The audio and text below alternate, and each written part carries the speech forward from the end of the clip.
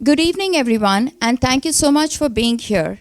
My name is Sahana Purohit, and I'm the chair of the Acton Democratic Town Committee. Welcome. We are the local arm of the Democratic Party here in Acton, and our goal is to support our community, encourage civic engagement, and help connect residents with the candidates and issues that matters most locally. Also, a huge thanks to all our committee members for their support and selfless work. A shout out to our Vice Chair Sam Fieldman, who's behind the camera tonight recording this event. We'll be sharing the recording with the community soon.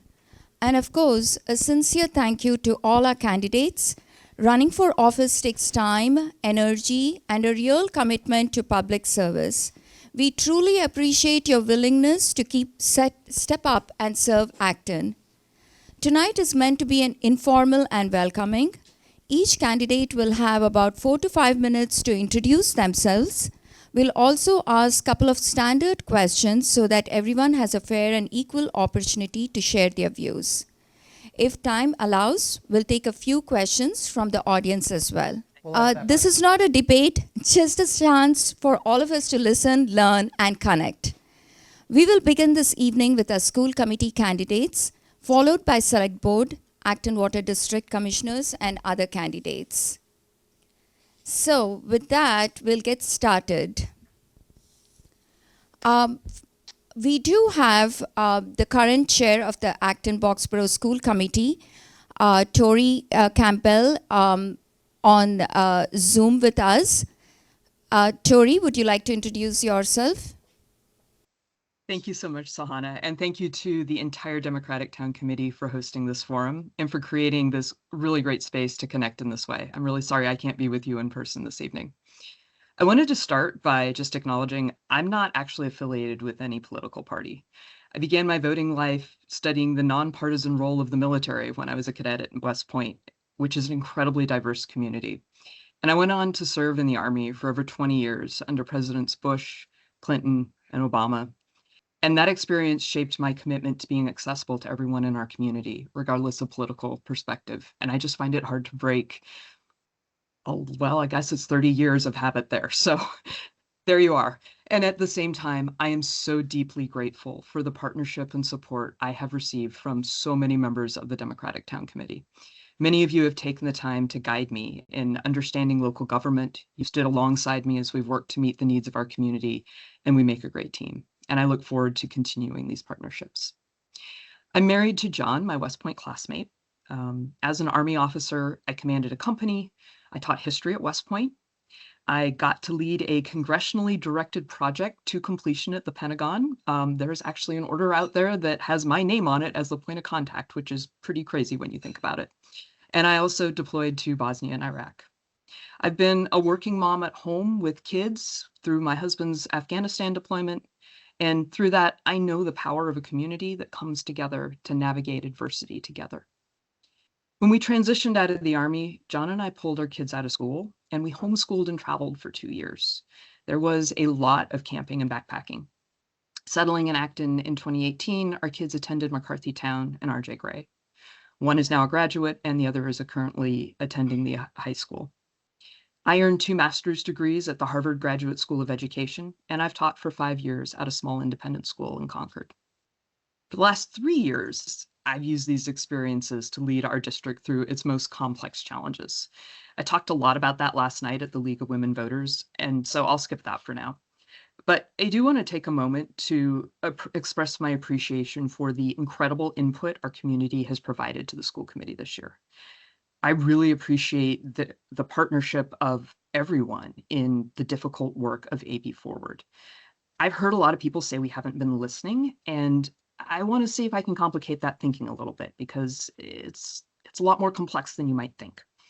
So for school committee members, we got to digest community feedback from over 5,000 surveys, 354 written public comments, over 600 school committee emails, which I got to respond to, 20 hours of questions and comments from the public. That is a lot to digest. And in doing so, it is very evident there is no single community perspective. The input we received has helped us identify and balance trade-offs. This has led to stronger decisions about both the structure we need and the care we need to take in implementing it. So I want to highlight 3 examples of how community input has shifted my thinking. First of all, I remember looking at the option for full grade bands. 3 schools, one that was pre-KK in Boxborough, and then grades 1 through 3 at one of the Acton campuses and 4 through 6 at the other. I know the academic strengths of this model from the elementary budget task force's work, but when parents looked at it, they raised questions, which research affirmed, about the number of physical transitions that we might have between buildings over the course of a student's K through 6 experience. They also raised concerns about the logistics of having siblings in 3 separate buildings, losing student mentoring opportunities between older and younger students, and impacting school community connections. And that led me to rule this out as a feasible option, and instead to focus on a modified version that could be accomplished. Another example was thinking about keeping our schools balanced. They're unbalanced right now through our open enrollment program. And so what I was hearing is that both educators and parents were saying, do you realize that we have an uneven distribution of students with various needs across our schools? And that means that there's an uneven teaching load. Some teachers have heavier loads than others. And there's also unequal student access to support, meaning that it, depending on which building you might be in, might be whether you get extra help. And that impacts all our students, not just our students that have high needs or that are enrolled in special education programming. And so it was clear that if we were continuing in our current buildings and we just decided to add a few students and educators from Conant, we weren't going to be able to shift this imbalance. Creating more balanced high-need student populations is really important, and that led me to look to geographic enrollment as a way to set our new schools up for success. So then there was a lot of discussion about forming the new schools, and I will say that just about everyone I've spoken with is worried about the change in the transition, and it's hard. I absolutely acknowledge that. And it's also really significant that we heard concerns raised from members of 4 school communities, from Conant to begin with, from Blanchard, from Miriam, from McCarthy Town, all in 4 different waves. So it was like we were talking about one community's experience at a time. And they were telling us that closing these individual schools would mean losing their sense of school identity, existing relationships, best practices that that school might have, and that sense of belonging. And so as we're thinking about what does that look like? How do we create schools that allow these things to be sustained? We recognize that having a potential for an insider-outsider dynamic for students and staff, going from 6 schools into 5, was probably going to be really difficult, that it was not going to set us up for success. And so again, as we started thinking about it, we realized we needed a better mix. And again, that kept leading back to this geographic enrollment because it allows us to build new schools on equal footing rather than assimilating into existing schools. So through all of this, many families have emphasized the importance of minimizing disruption. And ultimately, the school committee had to make a really difficult choice. We believed that our district would be stronger if every student and educator started on an equal footing, building a new school community together as a foundation for long-term excellence. And at the same time, we then turned to the administration and said, we need to acknowledge what our community is saying. This is hard, it is scary. How can we ease this transition? And we have seen our administration respond thoughtfully to make this transition as smooth as possible. I think one of the most important steps is the focus on thoughtful student placement, engaging current educators, incorporating family input on peer connections, and collaboratively developing class lists to be shared in June. This gives students and families the summer to begin forming new relationships, rather than waiting until late August, as we would in a typical year. This has been an incredibly difficult process, and I am deeply grateful to everyone who has shared their perspectives with the school community and has also listened to and supported one another along the way. As we move forward, I am confident that we can continue to extend each other grace, rebuild trust, and come together to create strong, connected school communities for all of our students. And with that, hopefully that tells you a little bit more about me and some of the things that I've gotten to think about this year, and I'd be happy to answer any questions you may have. Perfect. Thank you so much, Tori. That was a really great introduction, and we got to know quite a bit. So, with that, I would like to ask you build something more on what you just touched upon about the about our school communities. With so many options on how to move forward, the long restructuring process for the elementary schools has been a very difficult one. What would you do to bring our school communities back together?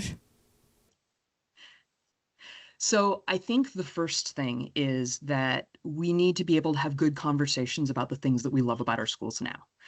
We have many, many things in common, and we have things that we think that are unique that we might want to share with each other. And that conversation is already happening through our PTOs. I'm really excited about that. And also through the Common Thread Task Force that the school committee is standing up to help the community through the summer.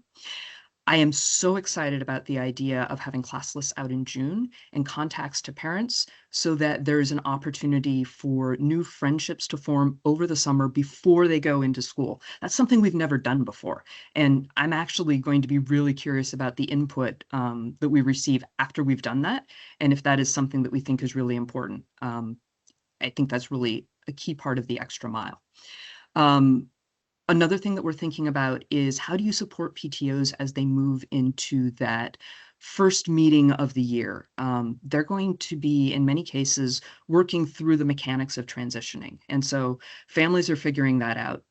It would be really helpful to be able to just hand them basically a toolkit of here is an event that is set up that you can hold that will help bring people together, and you don't have to do all the planning because we've worked through this for you. On the educator end, I am so excited that the administration was really deliberate in trying to move pairs of educators so that as they come together, bringing their diverse experiences from across all of our schools, they've got a thought partner there that they have experience with, but they can also share these ideas across our schools because we use the same curriculum, but there are some different ideas in how we might go about presenting it. And I'm just really excited to see what our educators are going to do with this. And I realize that right now they are all kind of reeling from getting the certainty of where they're going next, and that is really challenging. And I hope that we get to the point where that becomes okay, what can we build together, and getting excited about what comes next. Thank you. Just one more question. Over the past few years, many non-student facing areas have been cut. As we have limited budgets under Proposition 2.5 moving forward, would you propose making cuts to teachers or asking the towns for Proposition 2.5 override? Oh, we are bumping right on top of our class sizes. So the discussion then absolutely becomes, are we going to increase class sizes even further with all of the consequences that come with that? Or are we going to go for a Prop 2.5 override? And that's absolutely a conversation that's on the table. Last night, when they asked in the next 2 years, I said maybe because I don't know when that's going to happen. We have about $1.2 million left in the untaxed levy capacity within Acton. It really depends on what happens with health insurance. And what we're hearing from both our auditor and from the health insurance company is to expect another double-digit hit next year. And we also haven't completed negotiations. So there are a lot of budget pressures. This is absolutely on the radar. I can't think of anything else we could possibly do internally to find something else to cut. Thank you. Anyone from the audience has a question for Tori? Tori, thank you so much for being with us. And I know you have to get to school committee meeting right now. So thank you. Thank you for your time. Thank you so much. I appreciate you all, and I look forward to seeing you all again soon. Perfect. Thanks. Next up, the next candidate. I'm just going to call out names random. If you guys want to be up next, just let me know. According to the list that I have up here, Dennis Arthur Buranek, sorry, extremely sorry. Good evening. First, again, I also want to thank the Town Democratic Committee for hosting this event and allowing us to introduce ourselves to you and to the community and understand a little bit about our backgrounds and why we're running for school committee. We need people like this and group like this to continue supporting the democracy in our country now more than ever. I also want to thank my fellow candidates for running. This is a large commitment, and I know we all have our hearts in the right place to help the schools and the children's outcome. My wife and I moved to Acton in 2008 for three key reasons. First was a shorter commute to my job in Lexington. Second was that our second daughter was born with severe hearing loss and needed special needs, and we wanted to get within the Minuteman early intervention catchment area, as well as into the Acton school systems, as we knew that they were fairly supportive of special education and the needs of special needs kids. And then lastly, like many of us, we moved to town for the high quality schools for all of our children. Now that we have two children out of the high school, my oldest started in kindergarten in 2008 in McCarthy Town, went through R.J. Gray and the Acton Boxborough High School. Hard to believe she's a college graduate now, but so it is, time moves on. And my second daughter is also, she's a freshman at UVM this year. I felt it was time for me to give back to the community and make sure that our school systems remained quality and delivered high student outcomes for the next generation of kids. Many of us are keenly aware, and Tori mentioned many of the things that have challenged the district over the last decade, from COVID, the rising cost of healthcare, which we all feel, and then many other factors that the district has weathered these fairly well, in my opinion. But we know with the reconfiguration of schools, we need to come together as a community to build the next generation of schools. Myself, I spent most of my childhood in the Pacific Northwest, but I did move around quite a bit as my dad was in the military. I attended public schools and then was fortunate to be able to attend MIT as an undergraduate and then a graduate student, finishing with a PhD in aeronautics and astronautics in 2001. Since then, I've been leveraging my technical skills, solving some of the very hardest problems in defense and aerospace. As a keynote, many of you may have watched the Artemis II launch last week. That had a technology that my team originally prototyped 15 years ago on another mission to the moon. And then I led the study that designed the next generation of that technology that's now flying on Artemis and performing very well, from what I understand. Throughout my career, I've encountered a lot of complex technical and personal issues. In aerospace engineering, we're taught to look at not only the individual technical pieces of a problem, but also how they're all going to work together. If the engines work great, but the wings don't, the airplane doesn't fly. So we have to make sure all parts of the system will work together. And the same is true for systems like school systems.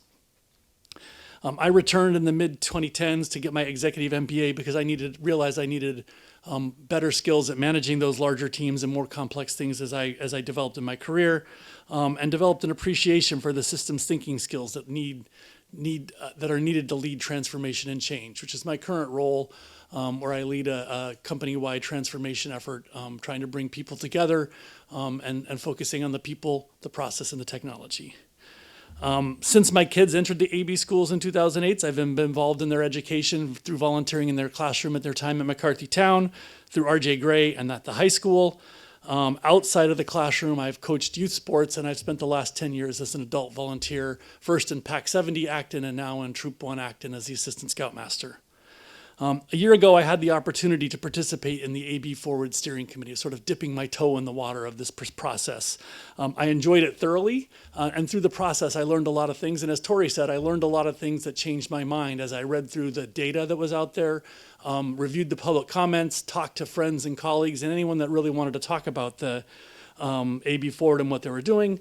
I listened to the outside consultants and their opinions on various school configurations and how they impacted student outcomes. And I realized that there was really a lot of different options and that nothing was going to make everybody happy, and that the only bad option was if we did nothing. We needed sustainable schools. We needed sustainable budgets. I believe that through my personal and professional experience, they provide me solid foundation for a seat on the school committee. In that role, I commission to continue to listen to the community and learning from the members and from my fellow committee members to understand all the different perspectives of the issues that we have to address and base my decisions on the information we receive. With that, I will end my intro remarks and be happy to take any questions. Thank you. So it'll be the same two questions Sure. that we asked Tori. With Yeah. so many options on how to move forward, the long restructuring process for the elementary schools has been a very difficult one. Mhm. What would you do to bring our school communities back together? Well, I think it starts with the parents.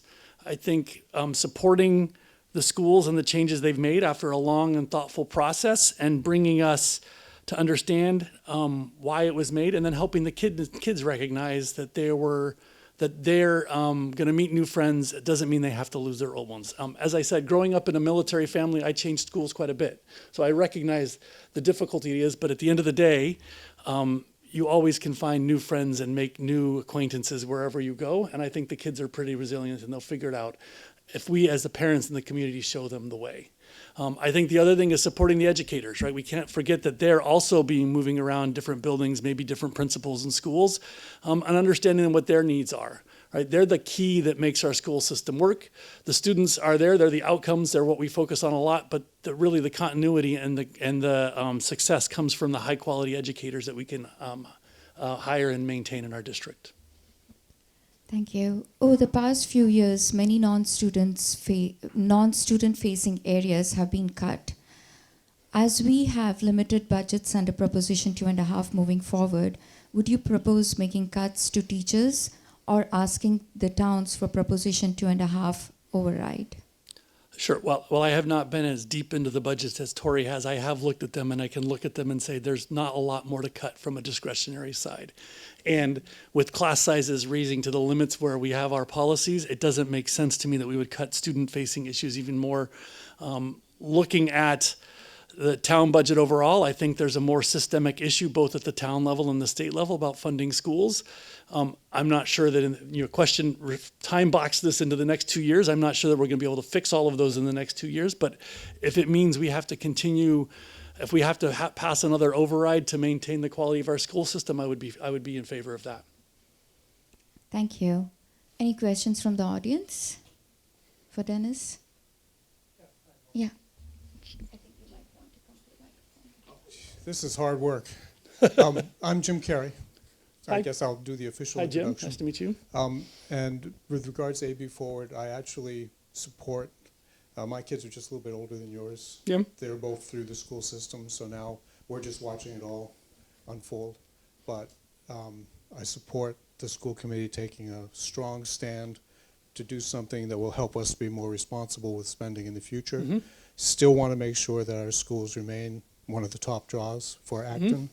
And my question then is, how do you see the school committee making that, continuing with that, with this transformation?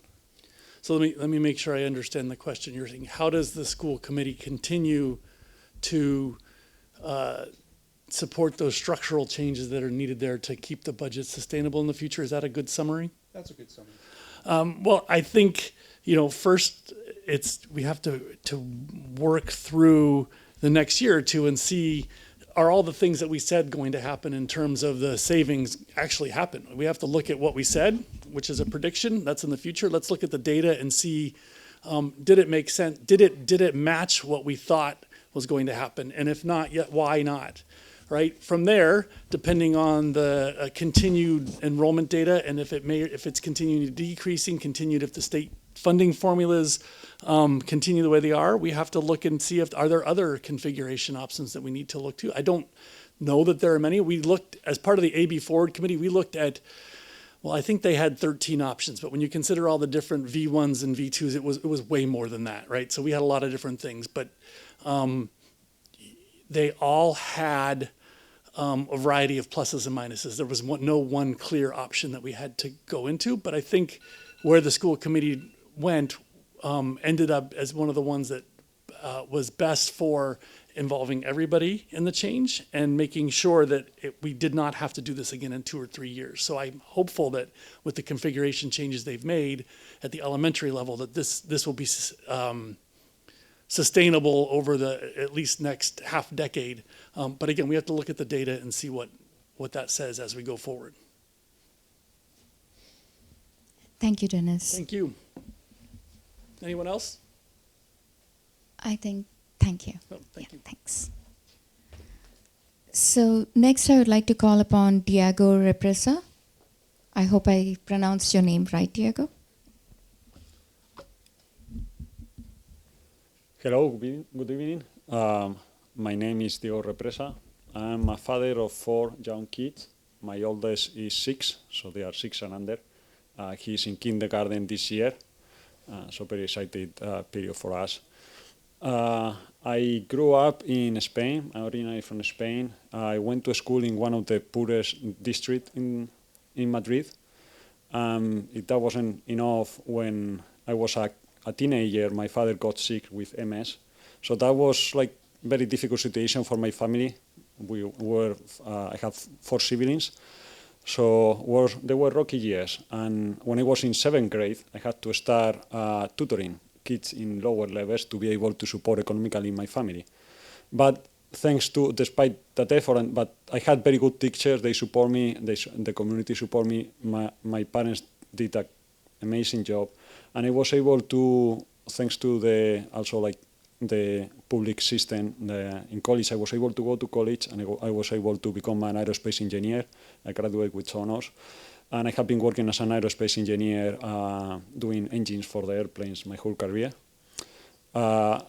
So I'm very thankful for all the support that I received during those years that allowed me to develop all my potential and be able to now give back. And I am able to support, do what I learned to help make better engines so people can fly. We fly very often as a family. My office is right below the airport where the airplanes go down to land in Logan. So every day as I go into the office, I hear the airplanes flying above me. So that reminds me, what I am doing today in the office is affecting the safety of the people, is affecting the life of a lot of people. So the same way when I go to work, I pass next to the high school and I see those kids. And I have the same feeling, how I can help those kids because they are going to help tomorrow. We know there are a lot of issues in our society, maybe we cannot solve them, but maybe we can raise the kids that are going to solve those problems in the next years. So as I said, I'm very thankful for everything I receive, and I look for every opportunity that I have to be able to pay forward what I receive. I was mentoring high school students for 10 years. The one-on-one, I like the one-on-one with them, understanding the real problems that they have and helping them navigate those through those, high school years are important years and difficult years. So I did that for 10 years in my alma mater. I was in Africa. I was volunteering in Africa. I'm a foster father, and now I would like to help the kids in our town becoming part of the school committee. I think I can help as part of the team. And some of the goals I have, I think this reorganization has been difficult. There has been a lot of division, as we have mentioned, and I think we have been talking about the budget, we have been talking about the organization, but I think we need to shift back the conversation to talk about education. What are the real challenges that the kids and the teachers are facing every day, right? Now, one key challenge is new technologies. How are we handling those, right? I was talking with one teacher the other day, and he was telling me, hey, I'm not teaching, I'm policing, because they are all the day with the Chromebooks looking at YouTube. We put filters, they jump over them because they are very smart. I cannot teach the kids because I have to be policing them so they are not watching videos all the days in class. That's what one teacher was telling me. Another teacher from a middle school was telling me, the kids nowadays, they are not responsible. I cannot do projects with them because I have to be, they are not able to be safe around the shop because they are not responsible. So how we are going to help those teachers, how we are going to help those kids to be able, because at the end, the ones that are losing are the kids, right? They are not learning as much as they can. They could be doing very cool projects in high school, and they are not doing that. How we are going to help. So I think we need to bring the conversation back to education and figure out what policies we are going to develop to help raise good kids that they can learn and they can enjoy their experience, because that's going to affect their whole life, right? There are going to be a lot of problems down the road, but let's give them a good foundation so they can keep developing as they grow up. So I think that's one of my goals as part of the school community. I would like also to bring consistency across all the schools. Before we we don't have the opportunity anymore to choose a school as parents, right? That was a luxury that we had before. We don't have it anymore. It's a decision done. To me, like, I don't want to go back to open that decision. Decision are done. I think we need to move on. But as a school committee, we need to ensure, now that the parents cannot choose, we need to ensure that there is consistency across all the schools. So I think that's another very important goal, to ensure that we cannot leave it to the principals. We had to, as a school committee, which are the ones that oversee all the schools, to ensure there is that consistency across all the schools. And then the third goal, and to me that's an obligation, so I think the consistency across the schools is a duty based on the decision we have made. And now we have also an obligation with the towns about the long-term budget issue. This reorganization has helped, but hasn't solved the issue. We still have a gap. So we need to figure out how we are going to solve that gap, because we own that to our town, and we own it to our teachers, right? Like, we cannot be like every year going to budget season and suddenly this is like, okay, let's see if I am fired this year or not. Like, what's going to happen? Like, we cannot be living in that way, right?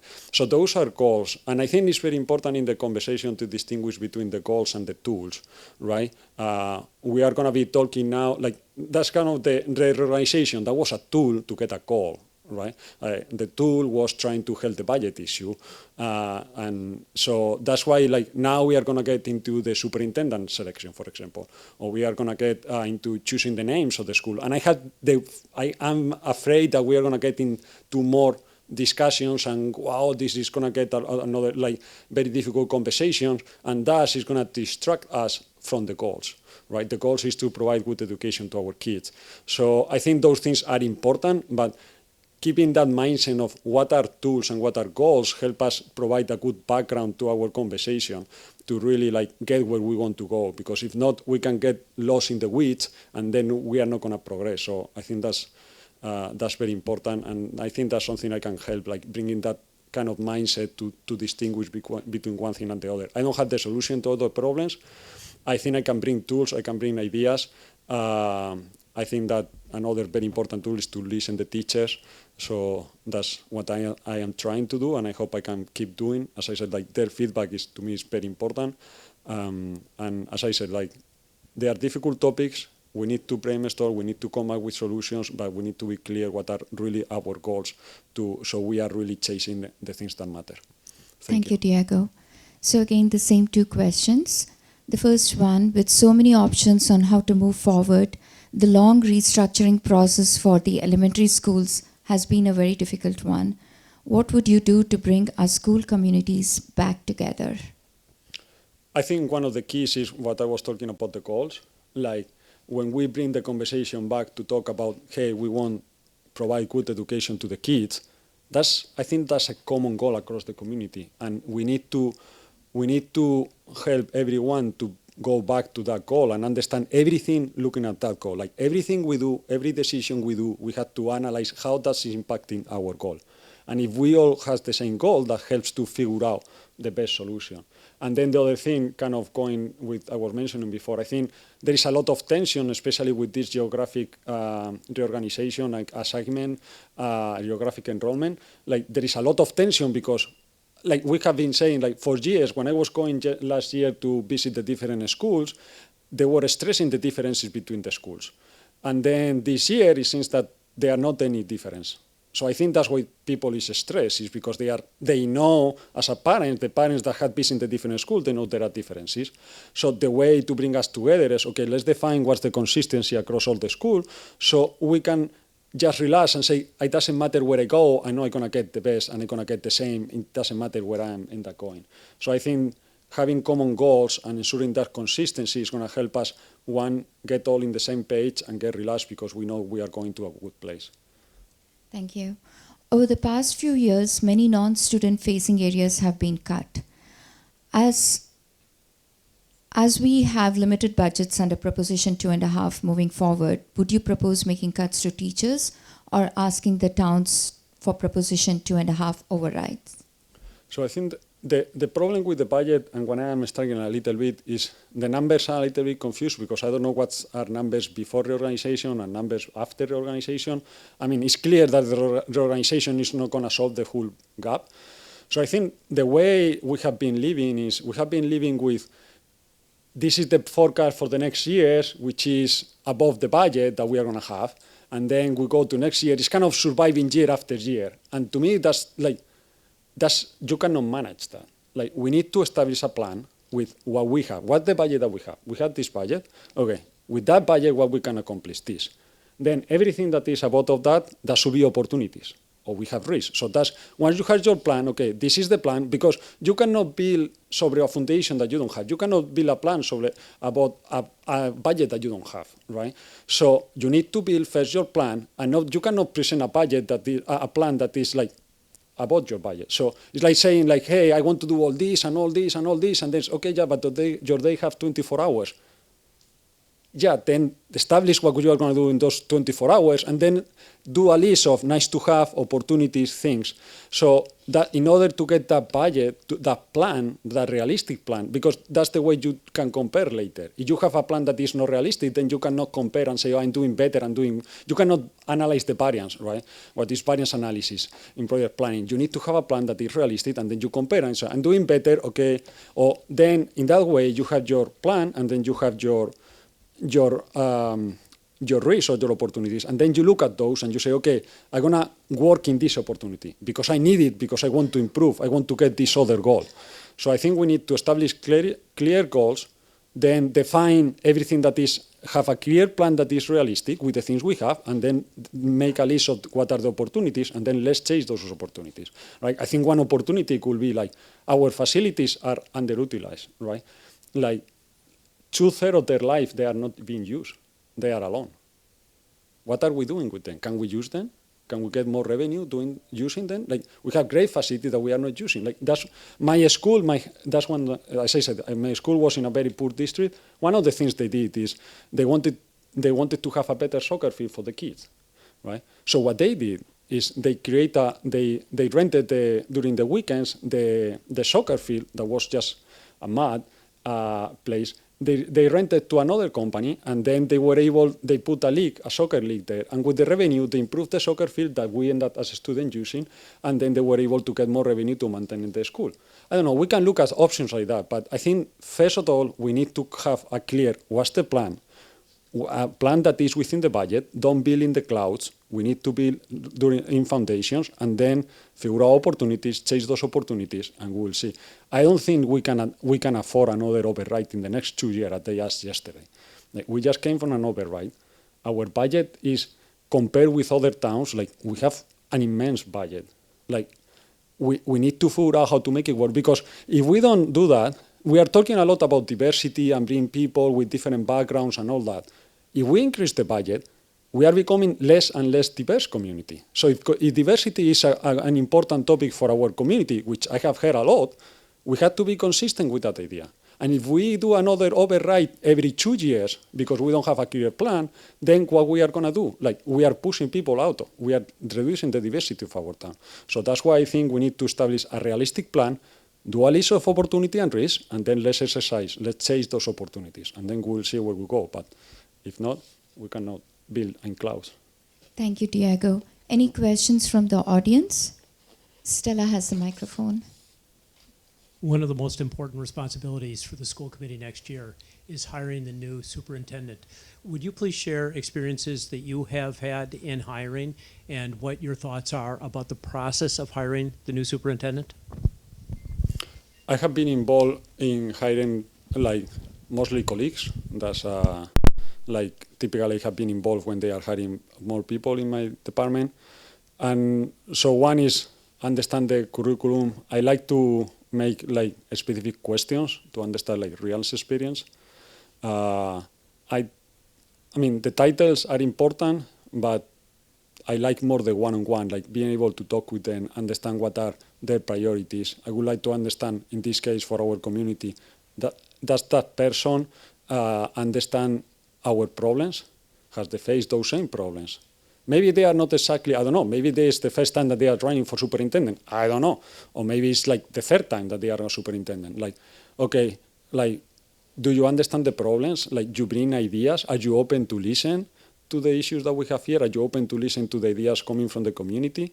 So that to me is important. Also to understand, like, do you understand the challenge the kids are facing nowadays? I was talking about like the new technologies and how that's affecting the development of the kids and the whole like environment in the school and the classes. Like, I would like to understand what his opinion about, her opinion about that.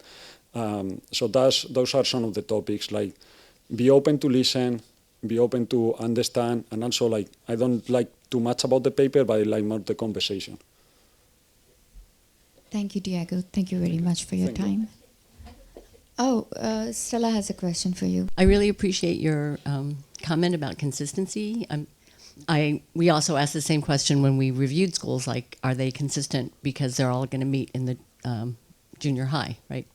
So I'm glad that you think that all the schools should still be consistent in the new formation. And then my question really is, were you part of the, like, what did you think of the AB Forward, and how did you participate in that process? Participate basically like filling up the surveys and everything that they send and listening to the different meetings. So that was my main participation. I think that I understand it was a difficult process. I think that we weren't very clear about the goals. That's what made things not very clear, and sometimes like not getting clear answers of why we are choosing the things we are choosing. I think what Tori said at the beginning, like, she had a lot of ideas on why she was making the decisions. I think that should have been more clear transmitted to the town so people have a better understanding. I don't know, I always I love the Supreme Court, if you don't mind that comparison. When they make a decision, they do the opinion of the majority and the opinion of the minority, right? I love those because they are like, with difficult problems, you can see both sides, and they kind of write. And when you write the opinion, like, you really like are explaining why you are making that decision.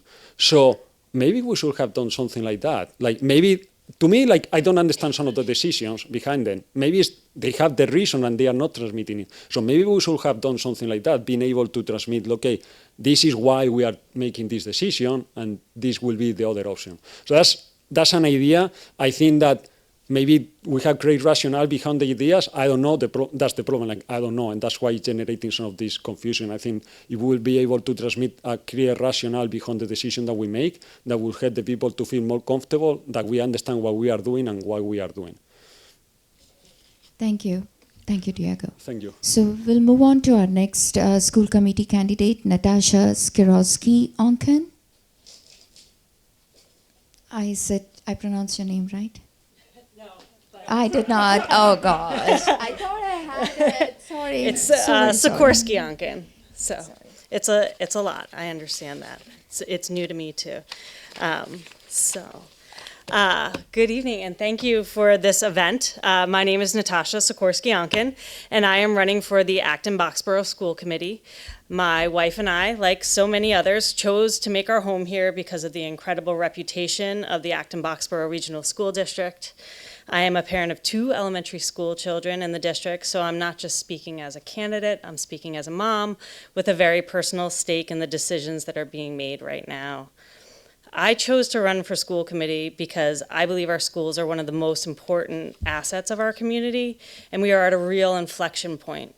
Over the next few years, our district will be navigating significant change, including the elementary school reorganization, the ongoing financial pressures and long-term budget planning, and the transition to new district leadership, including the new superintendent. In moments like this, it's essential to have a school committee member who listens carefully, asks thoughtful questions, and keeps the long-term success of our students and schools at the center of every decision. Professionally, I bring 25 years of experience in higher education administration, currently as the Dean of Student Financial Services at Harvard Law School. Over the course of my career, I've worked through many of the same type of challenges our district is facing, shifting student needs, changing institutional priorities, and the constant need to balance resources responsibly. My role has often been to serve as a thought partner and subject matter expert, collaborating with colleagues, weighing trade-offs, and developing solutions that are both responsible and innovative. That work has given me a deep understanding of how decisions made at the K-12 level play out later on when students get to college or enter the workforce. I see every day the skills and supports students need in order to succeed after graduation, and I want to bring that perspective to the school committee so that every AB graduate is well prepared for whatever comes next. My approach to governance is thoughtful, collaborative, and grounded in listening. I don't come in with all the answers, and I don't believe any one person does. I believe in hearing from our educators, families, students, and community members before forming an opinion. I ask questions, I look at data, I consider multiple perspectives, and then work toward logical, practical solutions that aim to build consensus even when decisions are difficult. I've tried to live those values in my involvement in our schools so far. Since my oldest child entered kindergarten, I've been actively engaged at both the school and district levels. I've volunteered through the PTO, helped run events like the book fair and the March Reading Challenge, and served on our school's Culture Ambassador Committee, which was a principal-led initiative focused on building community and inclusivity. At the district level, I participated in the Vision of a Graduate project and engaged in the AB Forward process.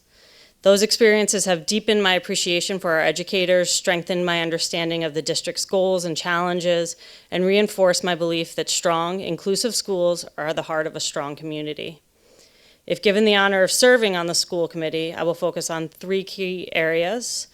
First being thoughtful leadership through district change, the elementary reorganization, shifting enrollment patterns, and the search for a new superintendent are all significant undertakings individually. These changes must be handled with care, clear communication, and a constant focus on how decisions impact students, families, and educators.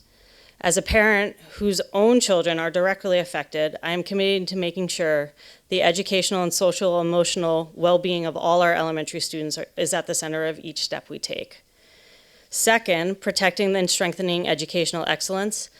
AB is known for strong academics, dedicated teachers, and engaged families. We need to protect what already works well, while also recognizing that students are evolving. I want to support the educators and programs that make our schools strong and look for smart, thoughtful opportunities to innovate so that every student, regardless of background or learning style, has the opportunity to thrive. Third, responsible long-term financial stewardship. Strong schools and sound financial planning go hand in hand. Our community makes a major investment in our schools, and the school committee has a responsibility to ensure that an investment is sustainable. That means understanding cost drivers, seeking efficiencies where we can, and making careful choices that reflect both our educational priorities and the financial realities of Acton and Boxborough. We need to secure the long-term health of the district without placing unsustainable pressure on taxpayers, educators, or students. And ultimately, we need to be accountable and recognize how these decisions have impact on our community. Across all of this, my goal is to strengthen trust between the district and families, between the school committee and the community, and within our schools themselves. Even when decisions are complex and not everyone agrees with the outcome, because nobody will ever agree with the outcome entirely or universally, people should feel that the process was thoughtful, respectful, clear, responsive, and transparent, and that students were always at the center of the decision making. I believe our schools should reflect the values, priorities, and diversity of our community, and I am committed to supporting our educators, listening to our families, and ensuring that our schools remain a source of pride for Acton and Boxborough. And thank you for time. I thank everybody for the time that they're taking to engage in this important process. So. Absolutely. Thank you so much. Again, the 2 questions. With so many options on how to move forward, the long restructuring process for the elementary schools has been a very difficult one. What would you do to bring our school communities back together? Yep. So I think this is one thing that I was really proud that our school was thinking about early on. And in February, as part of this Cultural Ambassador Committee, we presented and we sent to the at least to Superintendent Light, and I believe to some members of the school committee, a brochure. You know, one of the things that people are looking for is some familiarity, some confidence that everything is going to be okay. And we thought one way that that would be possible was for the district, because I do think that a lot of this responsibility lies on the district. There is a lot of responsibility on the families. Our PTOs are so much in flux that they're not really going to be positioned well to do a lot of this work. But I think the district is in a position, so I'm so glad about the Common Thread task force that is being pulled together. But a brochure so people can look at this and say, this is where I'm going. And even things as simple as like, this is where I do drop-off. Drop-off and pick-up, for those of you who haven't done it in a while, is complete chaos, and it is extremely, extremely stressful, and you're constantly worrying that you're in the wrong place, the wrong time, and your child is going to be sitting there crying. So, maps of what the property looks like. Where are you going to meet your students? What time? Who can you call if you're going to be late or if there's something going on? Show me the faces of the people that are going to be in that building so that when my kid walks in and they say, I'm not sure where I go, and we can say, this is who you're looking for. This is the teacher. These are the helpers in your building. And the names of their classmates. We're going to have those classmate lists out early, but even just knowing all of the kids that are going to be there, their classmate may not be in their class, because instead of there being 3 classrooms or 2 classrooms, there are going to be 6 classrooms, but knowing like, all right, I'll at least see them on the playground. And I think that will all be really important. And we're also not the first district to go through this.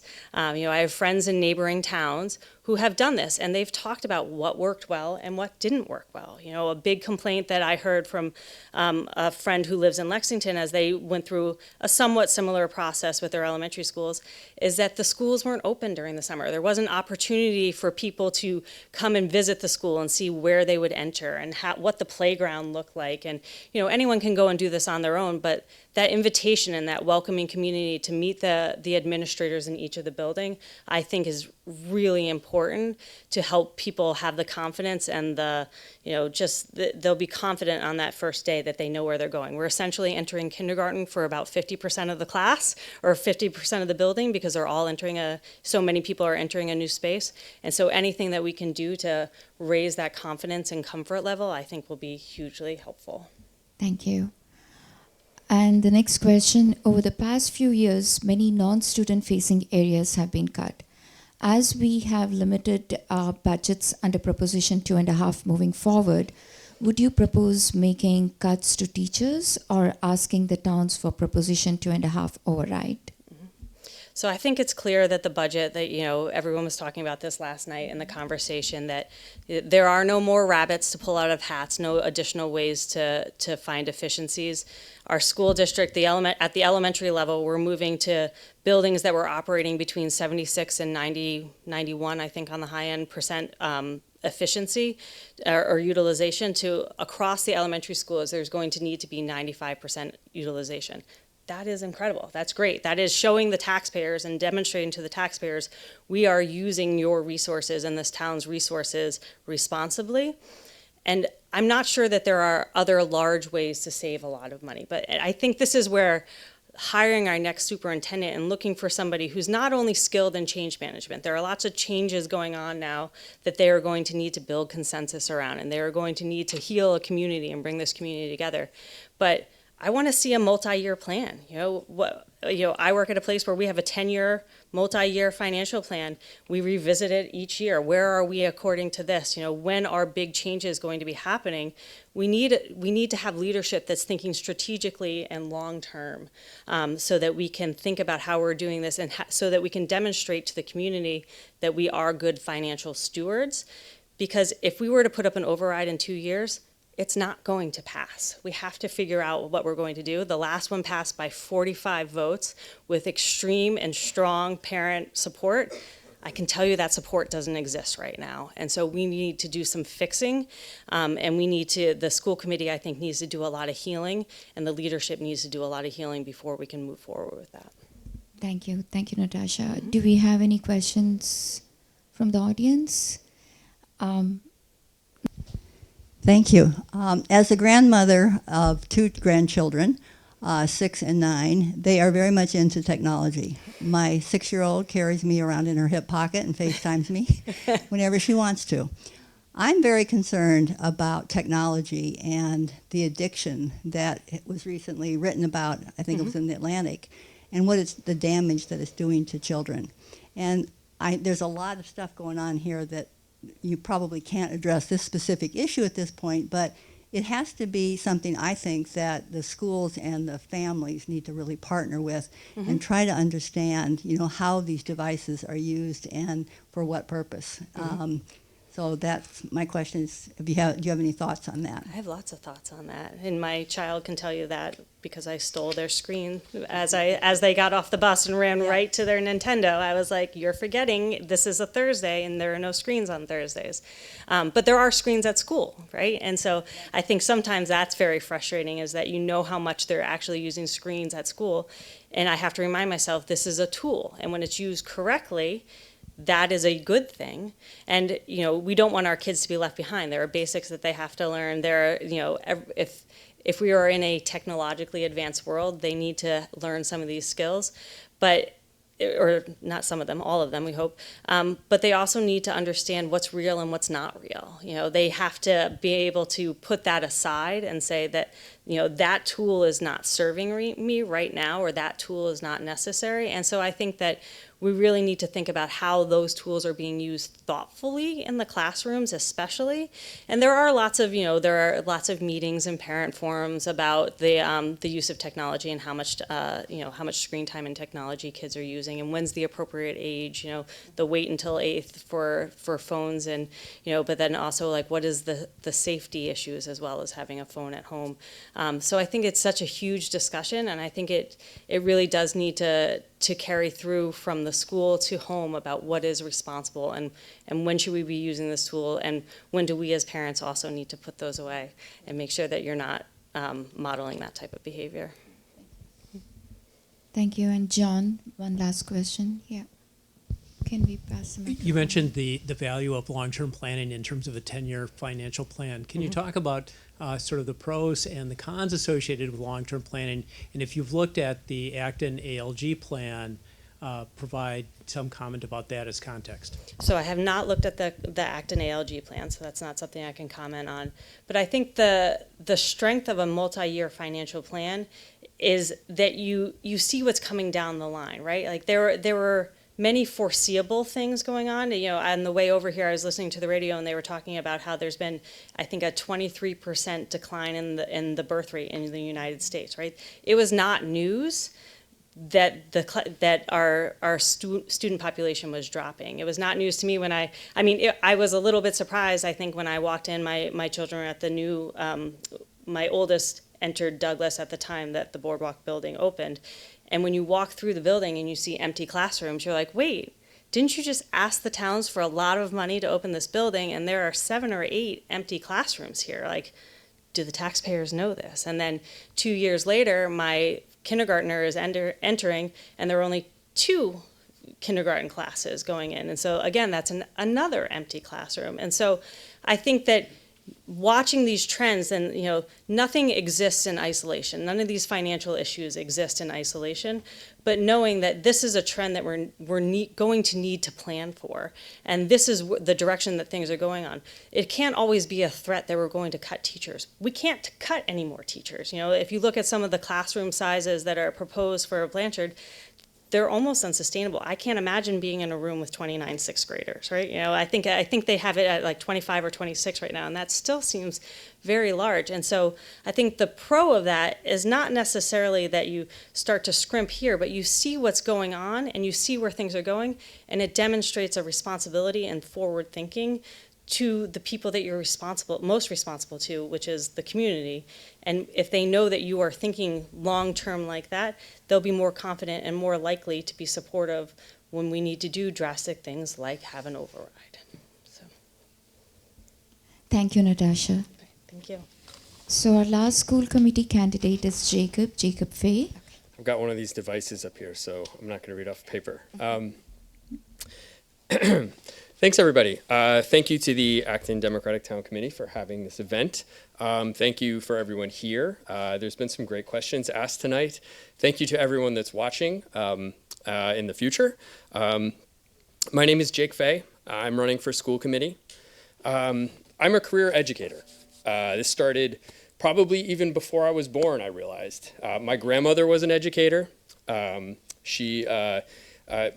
brother chose not to go to college, and so she was able to go to college, and she chose to go to college to learn to become a teacher, and she became a third grade teacher.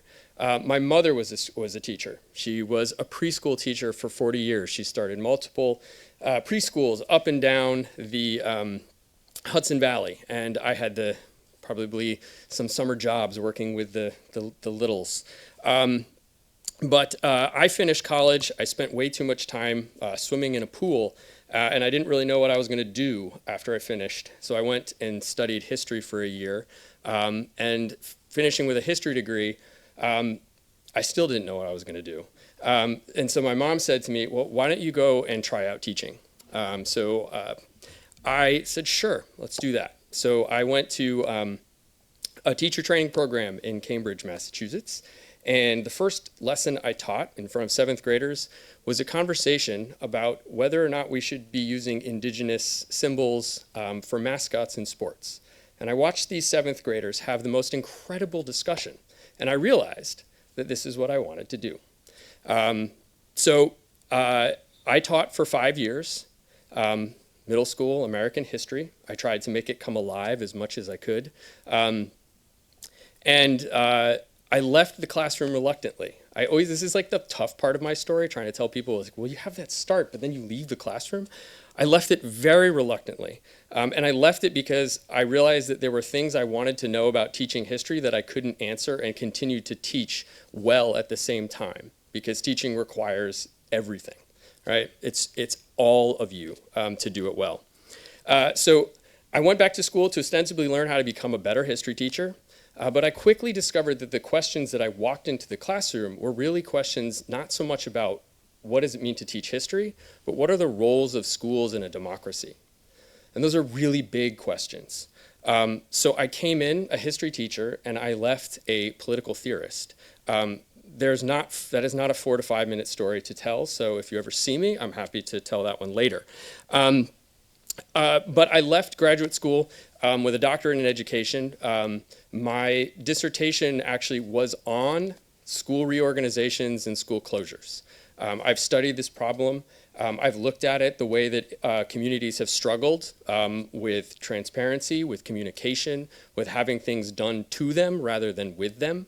And I've watched this process unfold in Acton. Like many families, I heard this was happening and I thought, oh my God, this is very frightening. Closing a school is more than just budgets and buildings, right? These are about communities, they are about friends, they are about places that we call home. And that shows out time and time again when we look at this stuff in cities and towns across the country. But I was impressed with this process because what the school committee and the steering committee tried to do was bring out these decisions to the public and bring them in as much as they possibly can. These are really complex decisions. We get every couple weeks very thick PDFs digitally to look at, and to try to do that on top of a job and parenting can feel overwhelming, but I completely appreciated how much they were trying to share and bring us along in that process. I've co-edited 2 books on educational decision-making that have helped bring about an entire new branch of educational research. But I left that job as well. Maybe this is a millennial trend, I don't know. But the teaching side of me has always wanted to be a doer. And one of the things about the academy is that you spend a lot of time talking to the same people about the same problems and writing papers and not really doing anything. So I left the academy to go work at a nonprofit where I, for the last 3 years, have been helping colleges and universities, faculties, leaders, students, handle the problems that our polarized climate has created. So I work with college students to navigate political difference. How do we talk about the disagreements that we have? How do we come back to the fact that we share many of the same values? We may disagree wildly about what those things mean and where we go with them and how they play out, but there are ways that we can find commonalities and work together. those are the reasons that kind of prompted me as I saw these openings for the school committee to say, I know a lot about this stuff. There's a lot going on. There's a lot of disagreement and rancor going with parents and the school committee right now. And I think that I can step in and I can help. And one of the other big reasons why I did that is because my family moved to Acton in the summer of 2019. My wife grew up in Lincoln, so she is a Massachusetts native. I, however, am a transplant. I grew up in a small town in the Hudson Valley, but I often joke that the one disagreement that I cannot be constructive about is that the Commonwealth of Massachusetts is by far the greatest state in the Union. This fervor extends to Acton. My two boys are in Acton AB classrooms right now. I have a kindergartner and a third grader. And so they are going to navigate this elementary transition that we all hear about alongside many other families, right? I coach youth sports here. We are an active family. My son is on 2 soccer teams and 2 baseball teams right now, and he just wrapped up swimming. And my other 5-year-old is now starting to follow in the same footsteps. It's probably too much, but my wife and I both love herding them on to every single practice that we can. I've also served as the president of the Patriots Hill Recreation Club, helping build financial stability for an aging but well cared for neighborhood institution. Right? I've had to talk to my neighbors about why do we need to raise rates to protect this pool and all the things that are going to happen when you have a 50-year-old hole in the ground made of cement next to a wetland. I've had to talk to them about how we need to change the pay structures so that we actually share, we more equitably distribute who pays for what, so that people who use the pool pay for a little bit more than people who do not use the pool as much, things like swim team and swim lessons. And I literally just handed off this position, and my wife was saying, I'm so glad you are done with this. And I gave it to my neighbor, and then I said, and now I'm thinking about running for school committee. And she was like, what? And all my neighbors have kind of said the same thing. But I feel it's important to be able to bring what I have learned and my experiences to this moment. If I did not at least try and bring this to the Acton community, I would be failing to live up to the things that I think are important. So if you are willing to send me to this committee, here's what I would prioritize. 3 things.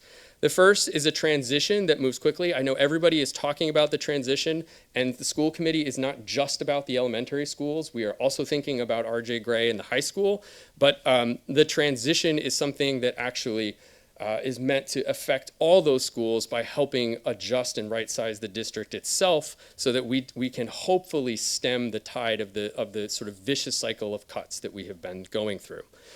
So I hope to help with a transition that moves quickly, communicates honestly and transparently, and tries to make sure that every child, every family feels like these new schools are home. Like Dennis said earlier, I sat down and looked at all the options during the steering committee talk and thought, what the heck is going on here? What are the things we should be prioritizing? And what I came to was this is a community-wide challenge, and we really need to step up as a community and bear the challenges of this equally amongst all of us. Now, asking one group or one set of families at one set of school is not fair, right? It's fair to kind of like step up and all take a little bit of the hardship, because it will have an element of hardness to it. But I'm also convinced that we're moving very quickly. We will know things sooner than we've known in the past. When I got home from the League of Women Voters last night, the list of teachers is already out. You can go look, you can see who is going to be at each school, and that's really cool. And you can start imagining, is my son going to get this teacher? Are they going to get that teacher? Right? The second thing is a budget managed with discipline and transparency. I've had some experience really having to make hard choices about what we can and can't do and when we can do it with the Pats Hill pool. That is on a scale that is far smaller magnitude, obviously, than the school budget. But I think that we need to protect our classrooms, protect the excellent education that we're able to provide for our students, and protect our educators to make sure that they feel secure, they know where they're teaching, what they're teaching, how they're teaching, and who they're working with. The last thing I'll say is a superintendent search done right. We have a plan. We know what our priorities are as a district with AB Forward. We need someone who's going to be able to come in and commit to that plan and not bring in a brand new set of ideas and a brand new set of things that we need to start working for. We need someone who's going to be a steady hand rather than a change maker. And so I think that we need to have a process that will help us land that type of leader, and hopefully start building back some of the trust between the schools and the community that we need right now. So thank you, and I hope to earn your vote. Thank you. Thank you so much. So again, the first question, with so many options on how to move forward, the long restructuring process for the elementary schools has been a very difficult one. What would you do to bring our school communities back together? So some of the things I think are already underway. We have to move quickly. We have to be able to get information to families ahead of time so that we can do things that all the other candidates have already said, right? There's lots of great ideas. We need to be bringing people together over the summer. We need to create opportunities for families for PTOs to start, right? Right now we're in a period of uncertainty, and the swirl can feel like, when are we going to be able to do any of this? As soon as we have placements when the geographic zones are set, we will start to know who can be on a PTO. And the school committee can actively support the Superintendent Light in making sure that these PTOs start to form, that we actually make sure that perhaps these PTOs draw from and reach communities that don't necessarily have the opportunity to join them or know about when they start and how do you do them. So being active and reaching out to all the different parts of Acton to make sure that people have a fair moment to be part of these PTOs. I think the common threads and trying to bring in as many voices as we can to kind of help source these ideas about how are we going to come together and what are these schools going to be like. I think we have a really fabulous opportunity here to actually create new communities at each of these schools and have the people that are attending them define what those communities are, right? So I think it's about creating the opportunities over the summer and making sure we move quick enough so that the information is out there for families and that we can start to temper the uncertainty that many people feel right now. Thank you. So the second question, over the past few years, many non-student facing areas have been cut.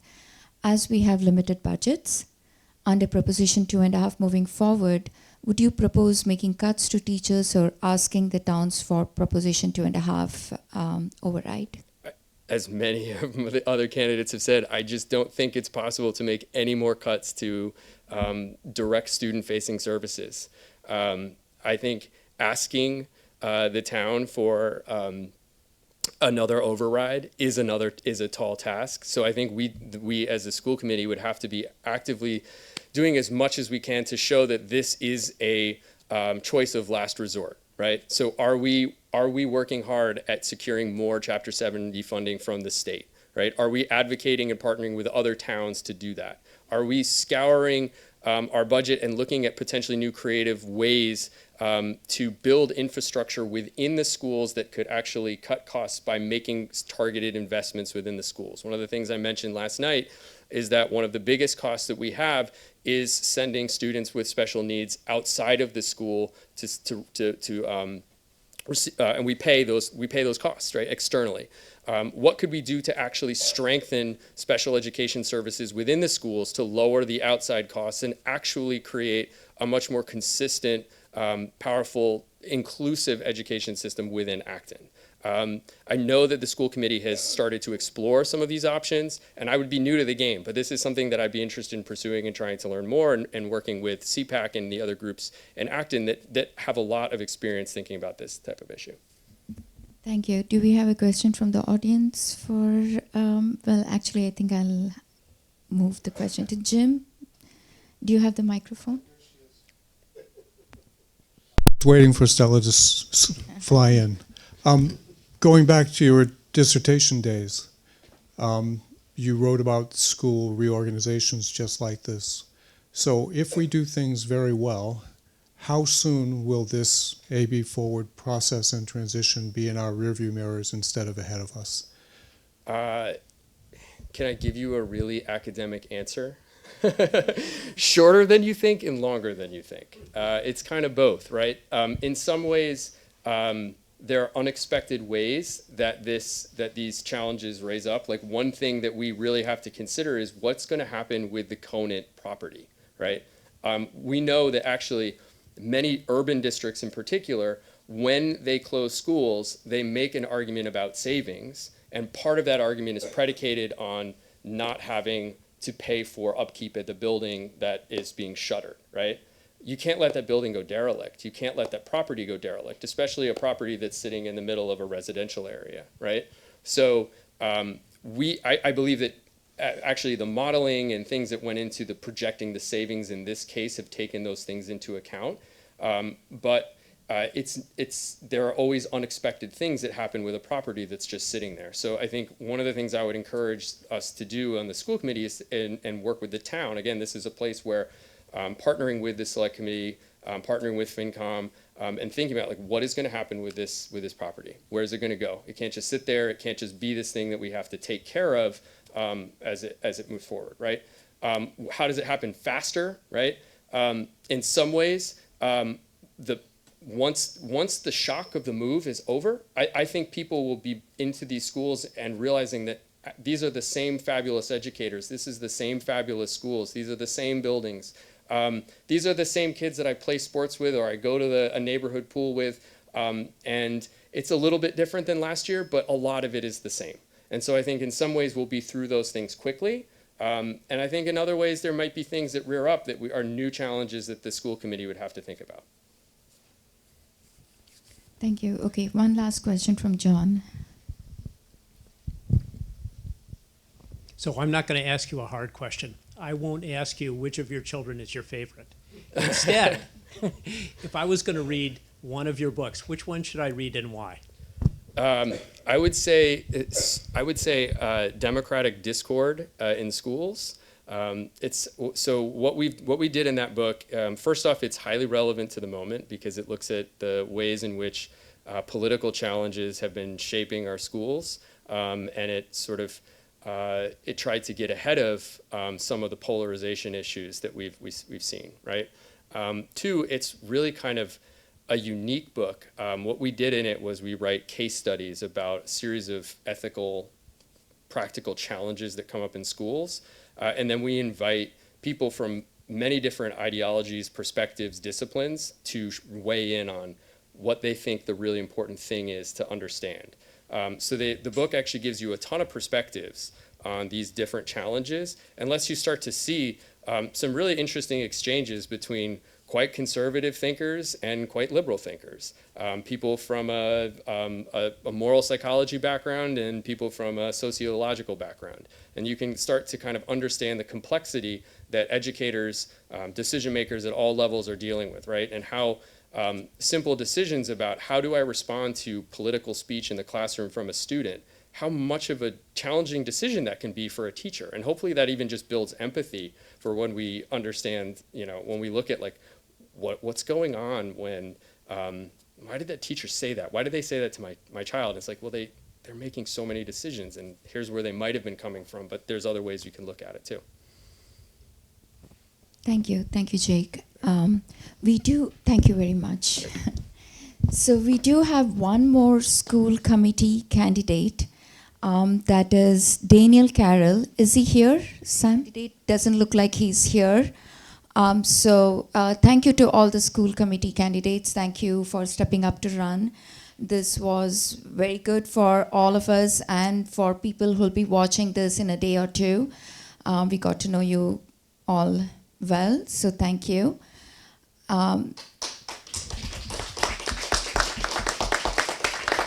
Thanks for stepping up to run. Truly appreciate all of you. Next up, I did say select board candidates, but I'm going to make one little exception. I did get a request from Stephen Stuntz, who's running for Water District Commissioner. He is actually not in town. He's in Maine visiting a sick friend. So he asked to go exactly at 7 o'clock so he could talk to us and kind of do his other things. So I would ask Sam to bring Stephen on board. Good evening. I'm sorry I can't be there. We have a very sick friend up here in Mar Harbor, which is where we are now, and I appreciate the extra effort that Sam and Suhana and the rest of you went through to accept me in this kind of manner. A quick one about myself. I was raised in Latin America uh, by my family who was traveling for the Associated Press at the time. I came back to Boston for colleges where I went to MIT and to Harvard Business School. And after that, we moved to Acton. So I've been in Acton for 50 years. We have 5 kids. They've gone through the Acton Boxborough school system, and we're delighted with it. My experience is in manufacturing and in nonprofits. In those roles, most of my roles were in the financial area and in operations. I started giving back to the town because we love it here, to the Acton Water District. And my focus at the Acton Water District has been on quality and on conservation. Why am I running again? Because I want to solidify the gains. We have had tremendous change over the last few years, as you will see in discussions. And I will support the staff to continue the Acton Water District to be the recognized as one of the outstanding water districts in the state. I would like to invite you all to come to the special district meeting on April 22nd to vote the budget as we see it. And my apologies for it being vacation week, but it was the only time we could do it in order to keep the operation running smoothly. I'd like to remind you all that we reward low water rates, low water users with lower rates for them. The hardship cases are different, and they get discounts if the town gives them one. The usage rate is set to cover the necessary expenses. The capital rate covers the bond cost of all the quality improvements we've done recently. I am not a micromanager. I believe that the staff is running it, and you hire the best staff you can, and you use consultants for all the technical questions. So I respectfully request voting for me on April 28th. And I appreciate what you all have done, the rest of you, and have done at the meeting. And thank you for taking me out of order. I'm happy to take questions, just to make sure that I can do things differently than anybody else.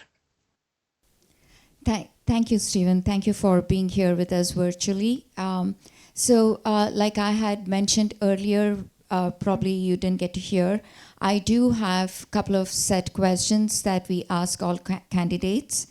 So my first question to you is, if voters reject a budget at the April 22nd meeting, what is your backup plan to ensure that the district can continue operating? What compromises are you prepared to make to prevent that?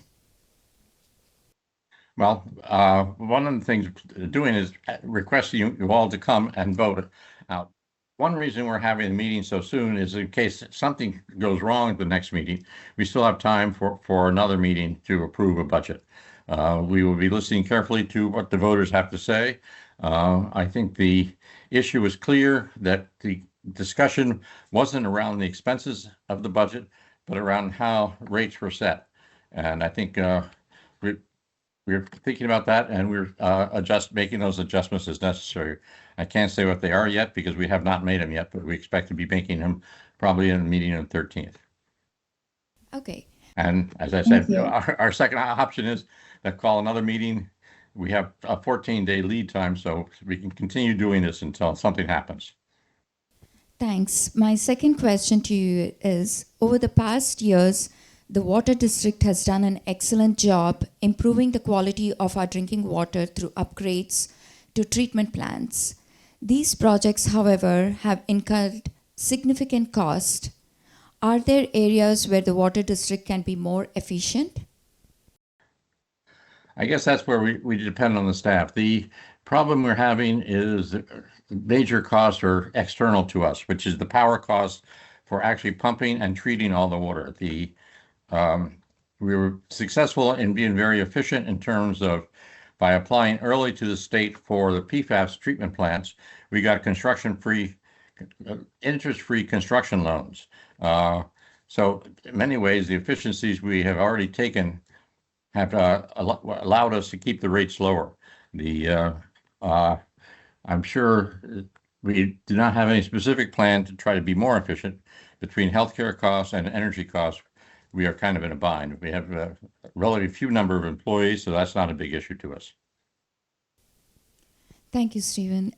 Anyone in the audience has a question for Steve?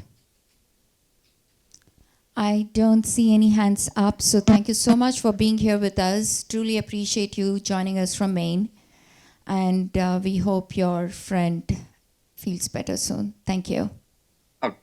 Well, thank you, and I appreciate the effort you all went to, and thank you, Sam, for figuring it all out and running me through your phone, apparently, because the video wasn't working straight up. So thank you all, and good evening, and enjoy the rest of your meeting. Good night. Thanks. So since I had already told the select board candidates, and I do know a couple of them need to be out of here soon. No, it's okay. So I can get John on next. So we do the water district commissioners first. Perfect. Thank you. Thank you, Alyssa. So John Peterson. Thank you very much. It's great to look out at this crowd and remember the phrase that I'm sure you all have heard, that if you need something done, find a busy person and they'll do it.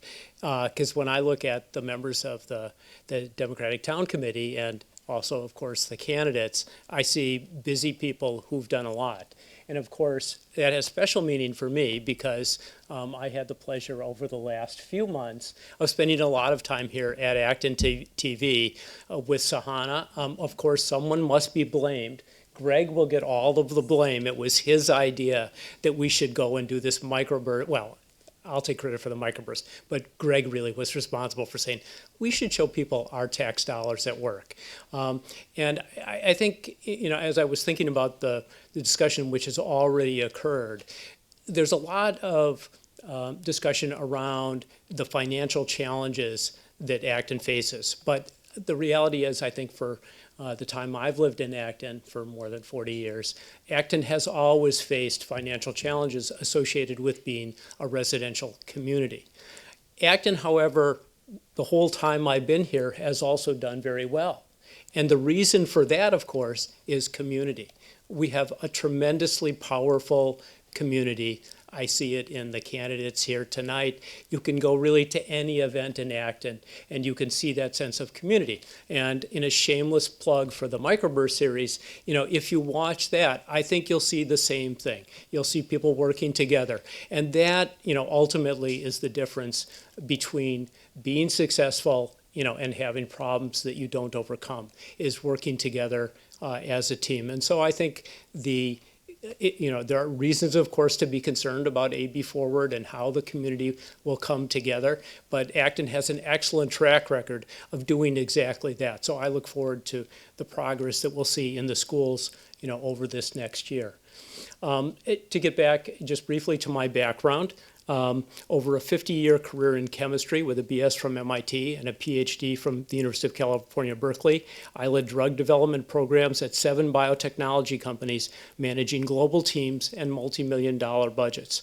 I've also represented you for 7 years on the Acton-Boxborough School Committee, including 2 as chair, and delivered 5 budget presentations to town meeting. And the moderator only occasionally had to say, you know, please include me in the discussion. And for each of the 3 years that I've served on the Acton Water District Finance Committee, I authored and delivered the opening financial presentations at the annual meeting. And I think that's, you know, where I want to pivot to, you know, what really, you know, is causing me to want to be a commissioner on the Water District, and what do I think needs to change? Because obviously, if you thought everything was perfect, then you should always vote for the incumbent and life would just go on. And the Water District, as Mr. Stun said, has seen tremendous change. The introduction of the new treatment facilities, you know, is a big change for the district. The budget has grown dramatically over the course of the Water District, so there's been big change. But there are things that haven't changed. What hasn't changed? In 1986, Article 4, the budget article, read exactly as it did on March 18th. We're going to raise and appropriate various sums. There was no explanation in the warrant in 1986, and there was no explanation in the warrant in 2026. And that's really unfortunate because I wasn't the first one to say the warrant can do a better job of bringing people into the meeting and helping them to understand what we're trying to do and why we're trying to do it. And when I asked that question as a new finance committee member on the water district, I was told, well, we've always done it that way. And I'm sure people have heard that answer to questions. I have never found that to be a satisfying answer to any question. It could be that the status quo is fine, and there's a reason why the status quo is fine, but we've always done it that way is always the wrong answer. And that's the situation with the warrant, but I think that reflects, some other things that were true about the meeting.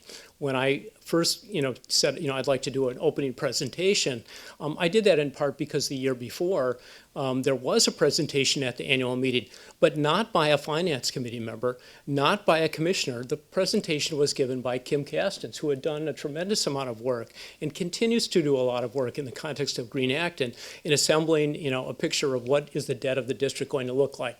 And I thought to myself, this is crazy. How can it be that we have somebody from the public going through this and we don't have the finance committee or the commissioners standing up to try and help explain what's going on and prepare people to have a discussion of the warrant articles. So that's why I started to do the presentation, and I've done it for the last 3 years. But sadly, I would have loved if the commissioners had said, we want to get up there. There are things we'd like to tell the community. We'd like to tell our voters about what we're doing and why we're doing it. And they just haven't been interested in doing that. And I think that that's wrong.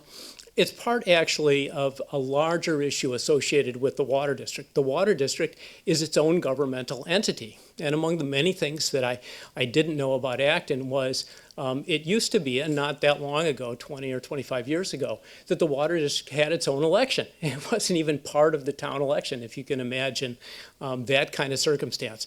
And the water district is integral to the community. People talk a lot about the schools being an essential element of the community. I think if people thought about it, they say, oh yeah, and water is also an essential element of the community, but it lives, as a separate governmental entity. So because that is the structure, it is incumbent, I think, on the commissioners, and the management and the finance committee, everybody who's involved in the water district, to reach out, to be part of other aspects of the town that touch on our water supply. So that would include, of course, the Board of Health, the sewer system, stormwater.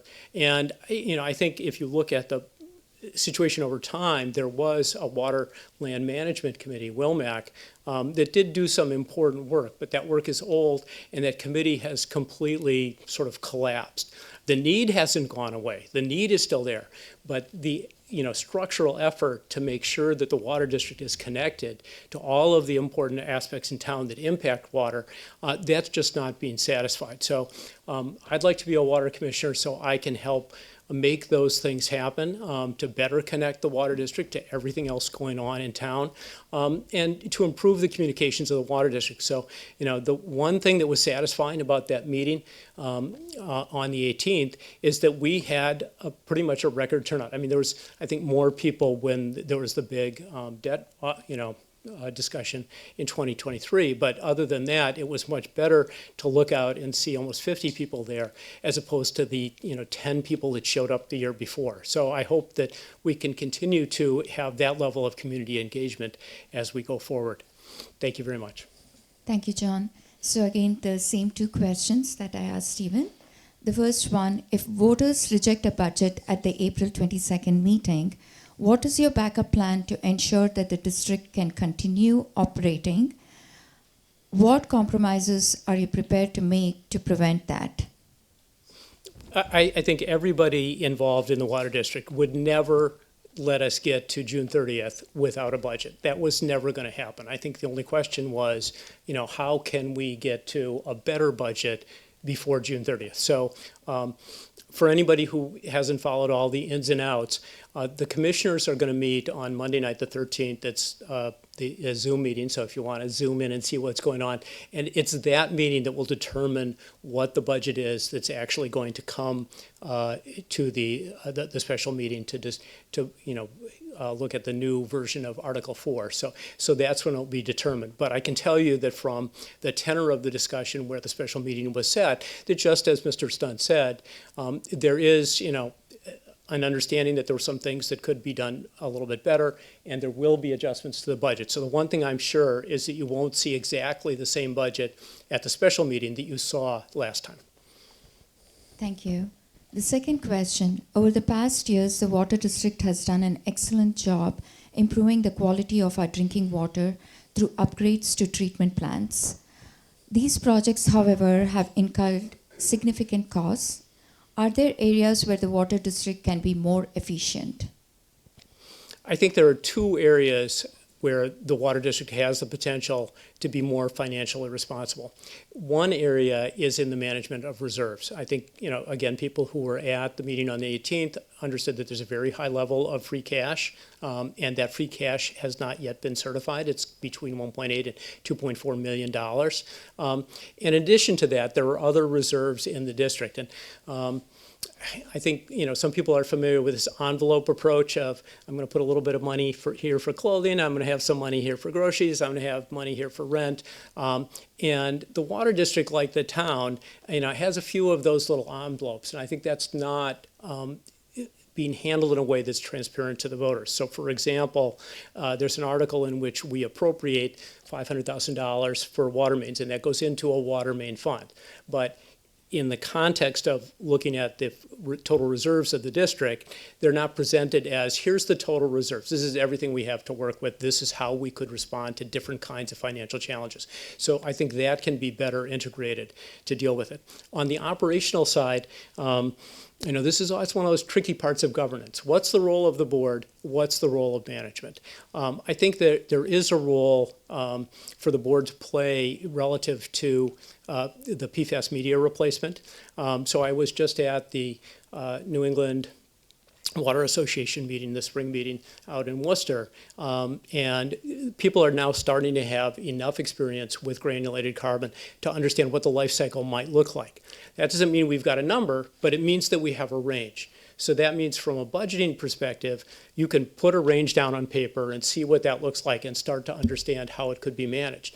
That relates to another very important question that, people love this, PFAS non-detect. It's like, but non-detect isn't zero. It's not going to be zero. And for people who watch the microburst, you've heard me give this speech. It's like risk never goes to zero. It's only a question of what risk do you want to take, and did it balance, with the other, values that you have.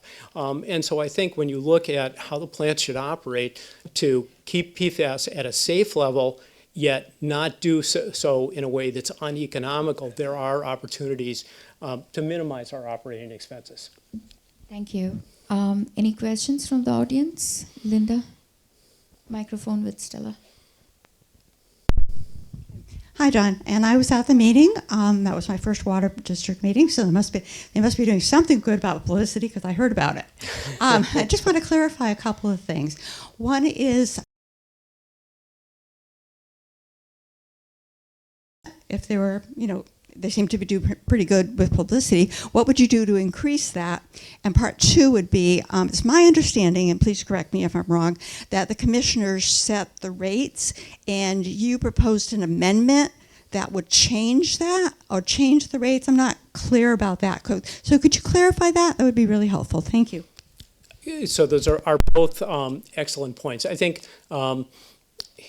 every organization in town, it doesn't matter what you are, the select board, we've heard about, issues in recruiting volunteers. It's just every time that you're out there, you sort of just need to be shamelessly promoting whatever Acton 250 or thing that, is floating your boat. And, I'm obviously thrilled that the Acton Exchange has provided a lot of coverage for the Water District. I think that really helped in terms of just increasing awareness. It's still easy, of course, to go around town and, encounter people. It's like, the Water District, it's not part of the town. How could that even be? So there's plenty of room to push harder on that. With respect to, I think what I would do, if you look at the website right now, the website, it has a lot of information. So if the question is, can you get information about X on the website, the answer is almost always yes. If the question is the website inviting people to try and explore things, the answer is no. There's a lot of sort of historical stuff. It's not organized in sort of a thematic way.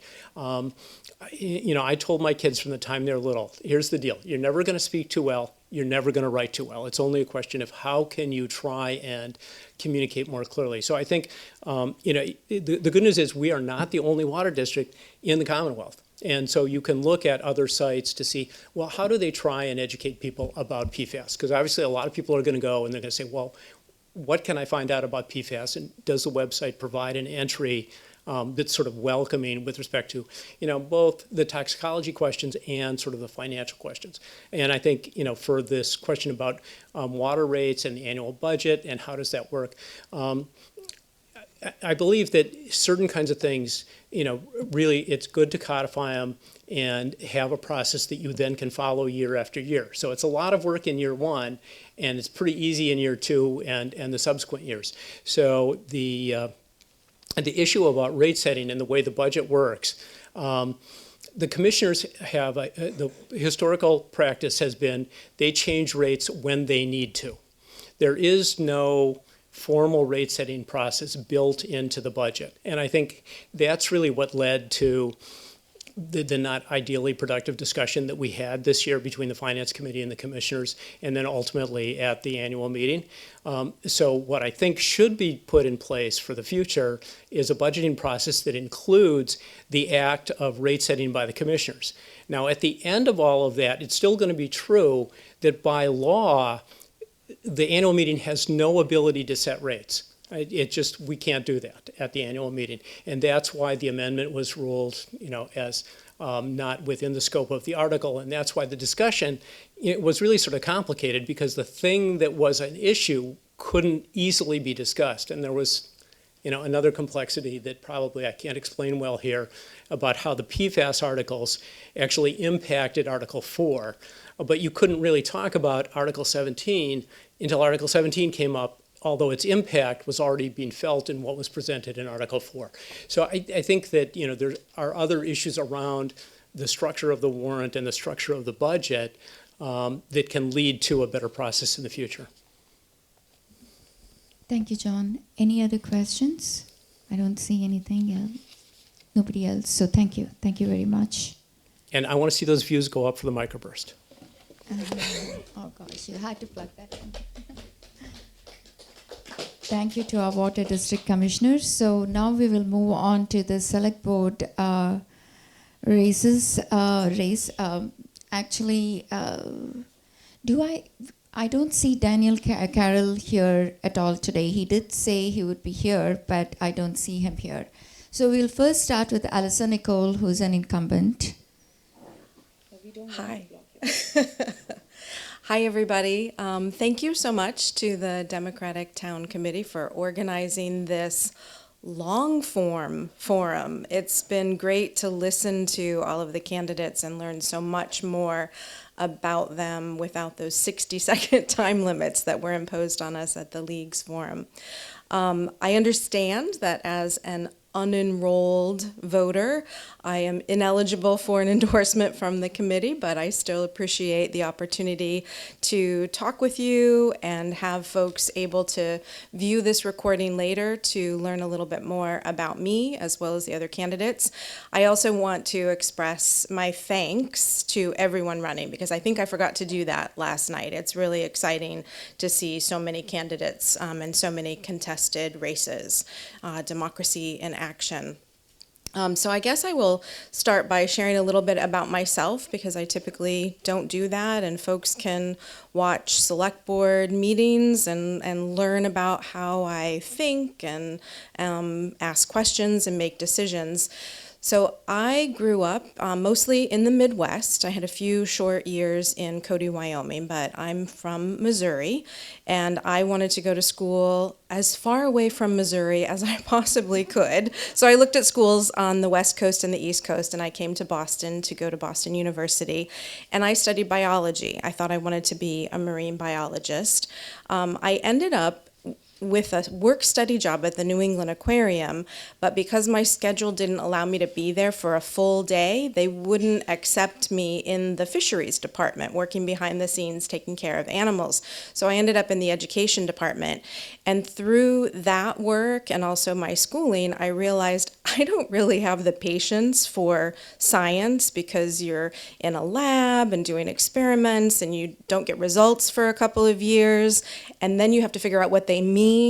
But when I was in the museum and the aquarium, I worked at the Children's Museum, the Museum of Science as well, it was instant gratification because you're talking to people and they're learning things because you're there facilitating that learning, and it was really exciting for me. So most of my life I have been an educator. So in addition to working in museums and aquariums, I worked at the Miriam School here in Acton as a classroom assistant.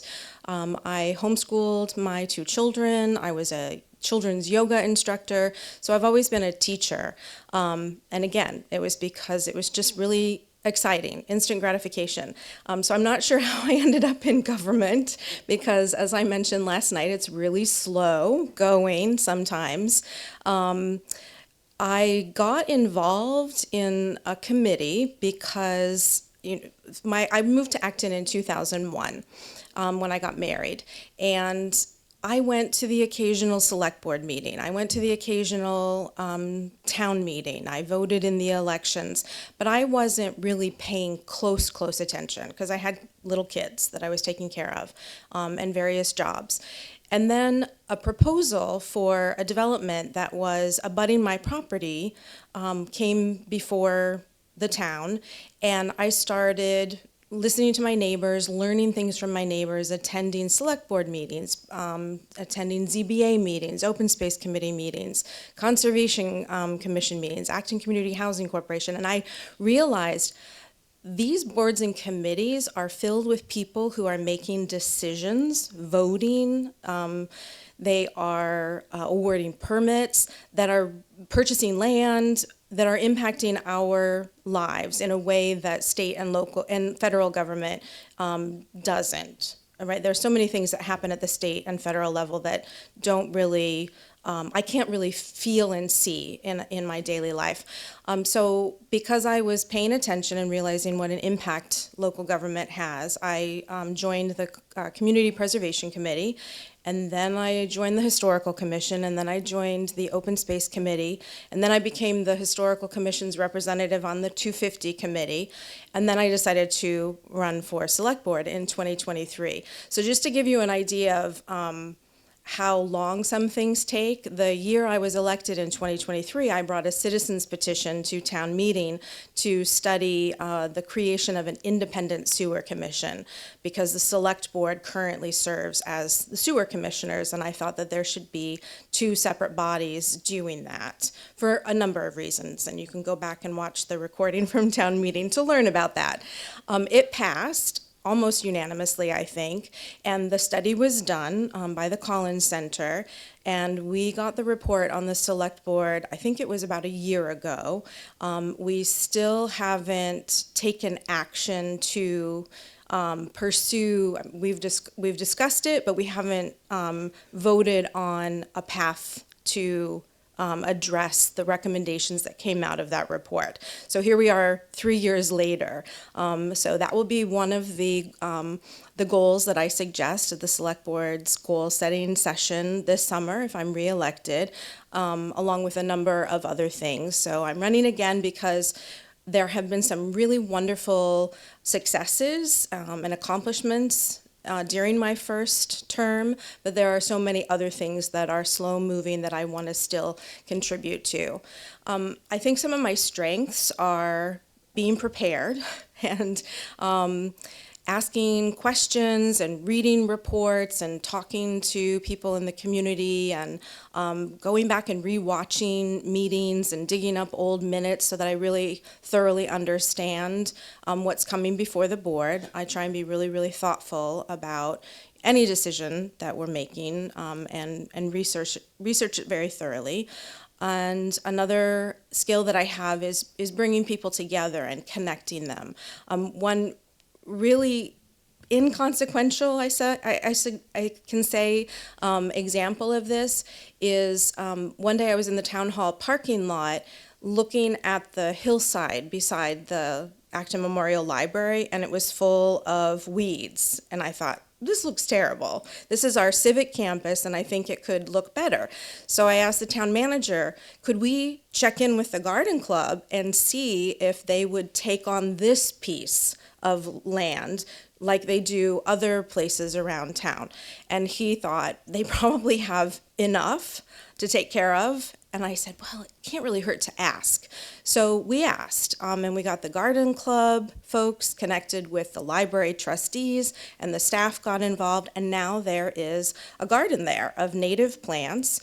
It's called the Wild Garden, the name of the founder of the Memorial Library, and the staff are now collecting seeds from the plants at that garden, and they're putting them in the seed library at the Citizens Library. So it's just, mention, it doesn't hurt to ask, connecting people and groups and organizations just to start new partnerships and new initiatives. And I love doing that everywhere I am in the community. I have a lot of volunteer positions besides being on the select board. I volunteer with the Acton Women's Club. I'm on the board there. I volunteer with Danny's Place after school on Wednesdays. I love to help out ushering with Open Door Theater or Theater 3. I like to help out with Ironwork Farms events whenever I can. And I'm part of the Acton Conservation Trust, and I'm probably Green Acton. I'm on the water committee there on the leadership group. So I love to go to events and volunteer, step in and do a job when I can. Just that helps me, I think, do a better job on the select board because I'm connected with the community and I feel like I have my finger on the pulse of the community. What's going on? What do people care about? What are their concerns? What are their wishes? And there was one question at the candidate forum last night about what our top priorities would be for the next 3 years. Balancing the budget is certainly one of them, and addressing some water-related sewer commission, stormwater, snow and ice removal in the wintertime. But also another big priority for me is to keep working on affordability in town and expanding as much as we can the tax reduction programs that we have to reduce folks' taxes, provide abatements for those people who need it, and also work towards making sure that everybody's needs are met, expanding public transportation, anything that we can to help people lead full, socially, civically engaged lives in the community. I love how diverse Acton is, and I would appreciate one of your 2 votes for Select Board on April 28th. Thank you, Alyssa. Sure. That's a lot of volunteering work. So I love it. I do have a couple of questions. The first thing is, of course, about budgets. In years when budgets are tight, the town postpones capital spending on necessary projects for a year. In order to support operating budgets longer term, would you prefer cutting some town services or having an occasional override to fund capital necessities? Thank you very much for that question. I just saw Bob go, phew, that's a tough one. We did actually do this this year through the budgeting process. So for the past few years, we've spent about $1.5 million on capital projects, and that's under $1 million this year. Most of the budget deficit reduction to get a balanced budget to bring to town meeting was brought by the school reorganization. We started the budget process with a $4.5 million deficit. So getting that down to zero is a huge accomplishment for the town and the school district. A lot of ideas came from the finance committee. I really appreciate having their input because the town staff actually stop and say, that's a great idea, and then they pursue it. When Prop 2.5 was passed, I was still out in Missouri as an 8-year-old, I think. I think I've heard most people knew that there would be a need every so often for an operating override or a debt exclusion override. But that was a good thing because that meant that the community, the voters, the taxpayers could decide what are our priorities and what are we willing to spend our money on. And I think that that's going to have to continue. There are certainly communities that have never, in Massachusetts, that have never passed an operating override. Acton is not one of them. But I think our experience a couple of years ago, we had a very short, relatively short runway leading up to the override to socialize that with voters. That's a word I got from Bob. I think it was 5 months, and we were, 4 months. We were pounding the pavement. So a longer runway up to an override helps a lot with communicating the details and why the need and getting people's support. So I appreciate hearing from the school committee candidates about that. When is it going to come? People mentioned on the school committee candidate panel that we have $1.2 million still in untaxed levy capacity. So it might be a while or it might come sooner depending on decisions that we make, but we all need to make those together, in concert with the select board, the school committee, the finance committee, and our administrations and finance teams. Thank you. Continuing with the budgets, healthcare costs are rising faster than revenue. What areas of staffing would you prioritize protecting? Another tough question, and this is related to the second part of your question, your first question that I didn't actually answer, so let me go back to that. You asked what services might be cut, and that's a really challenging question to answer. I attended or read minutes from the Finance Committee's listening sessions. Obviously, we hear from voters and taxpayers all the time through email and during public comment, and I'm not really hearing from people that they're interested in cutting services or shortchanging our schools and risking the excellence of our schools. Every once in a while, folks will mention something that we can cut, and it happens to be something that they don't personally take advantage of or need. However, from my perspective, I'm looking at, say, public transportation as a real critical government service that we can provide that enables people who do not drive, either because they cannot drive or they don't own vehicles, to live here in the community. I personally am not old enough yet for the senior center programming. I will be one day, but I still support providing the senior center and the wonderful programming that they have there for folks who do use it. So I think we need to look at the service needs that we have in town. We also need to look at the expectations that we have from the community. So the town and the schools are always working to provide services that people are demanding from the town or clamoring for. And that doesn't really answer the question of what I would cut. I think that we need to continue aggressively pursuing grant funding. So I'm going to get out of this question. We need to continue to aggressively pursue grants, which the town and the school district staff are really, really excelling at. We also need to continue reorganizing departments and finding people who have skills that can meet emerging service needs and assign them. A lot of times the district and the town will combine a couple of part-time positions and create a full-time position that we never had before without adding any headcount or moving departments. So the town manager currently has done that many, many times over the year with many of the departments, and it's working out really well. I think that we just need to make sure that we don't cut anything that's absolutely essential, and that we are keeping our eye on the projected rise in costs and figuring out ways to either rearrange or reduce, stop doing things that don't need to be done anymore. Sorry, I don't really have a priority for something. I love all of the services in town. Thank you for your answer. I think it answered quite a bit. So I do have one more question for the select board. This is the third one. I haven't done this for the other candidates. So the town has $10 million in stormwater related projects over the next 10 years.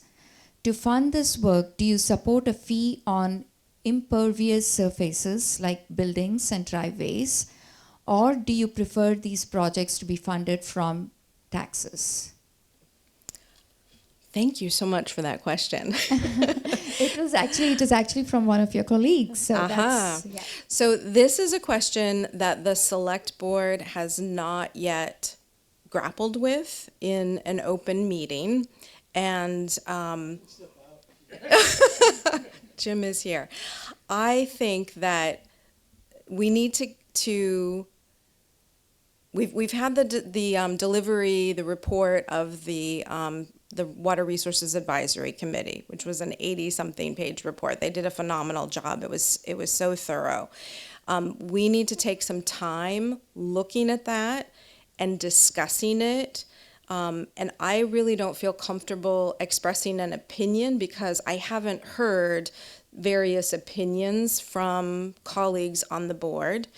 And obviously, I've listened to the Water Resources Advisory Committee because I'm the liaison to that committee, so I'm attending their meetings. And there are a lot of really good ideas and good points that they've made. So that $10 million over 10 years is an estimate that is actually in the middle of a range. We could spend less, we could spend more, but it depends on what level of investment we want to make. Also, the report is based on an evaluation of our stormwater system that was not complete because the engineering firm that did that study didn't look at every single storm pipe and every single storm drain, every single culvert. So it could be that we do some work on a couple of those assets and we realize, oh, there's a less expensive option. Maybe we could line this culvert instead of replacing it. So I think we need to move forward slowly in order to figure out exactly what we're dealing with. We also need to get a lot of community input. It does make sense to me that this is a utility. They're pipes under the ground. It's a utility, and many communities around us have been adopting stormwater utility fees. One of the benefits of a fee, and here I'm going into some opinions on this, even though we haven't discussed it as a board, is that everybody pays. So usually utilities are user-based fees. Right now, stormwater comes out of the general operating budget, but not everybody pays property taxes. So churches, nonprofit organizations like household goods, the schools, they're not paying property taxes. So if you look at it as a user-based utility that needs to be funded, we're actually not getting money from everybody through property tax revenue to pay for it. So that's something that we're going to need to discuss. Thank you. Any questions from the audience? I don't. Okay, John always has a question, so I'll allow one question. Yeah. I might have a non-answer for you, John. Well, I'm sure you have an answer because, of course, I'm going to ask an easy question. Which is my favorite kid? Which is related to the fire department. The emergency medical services department.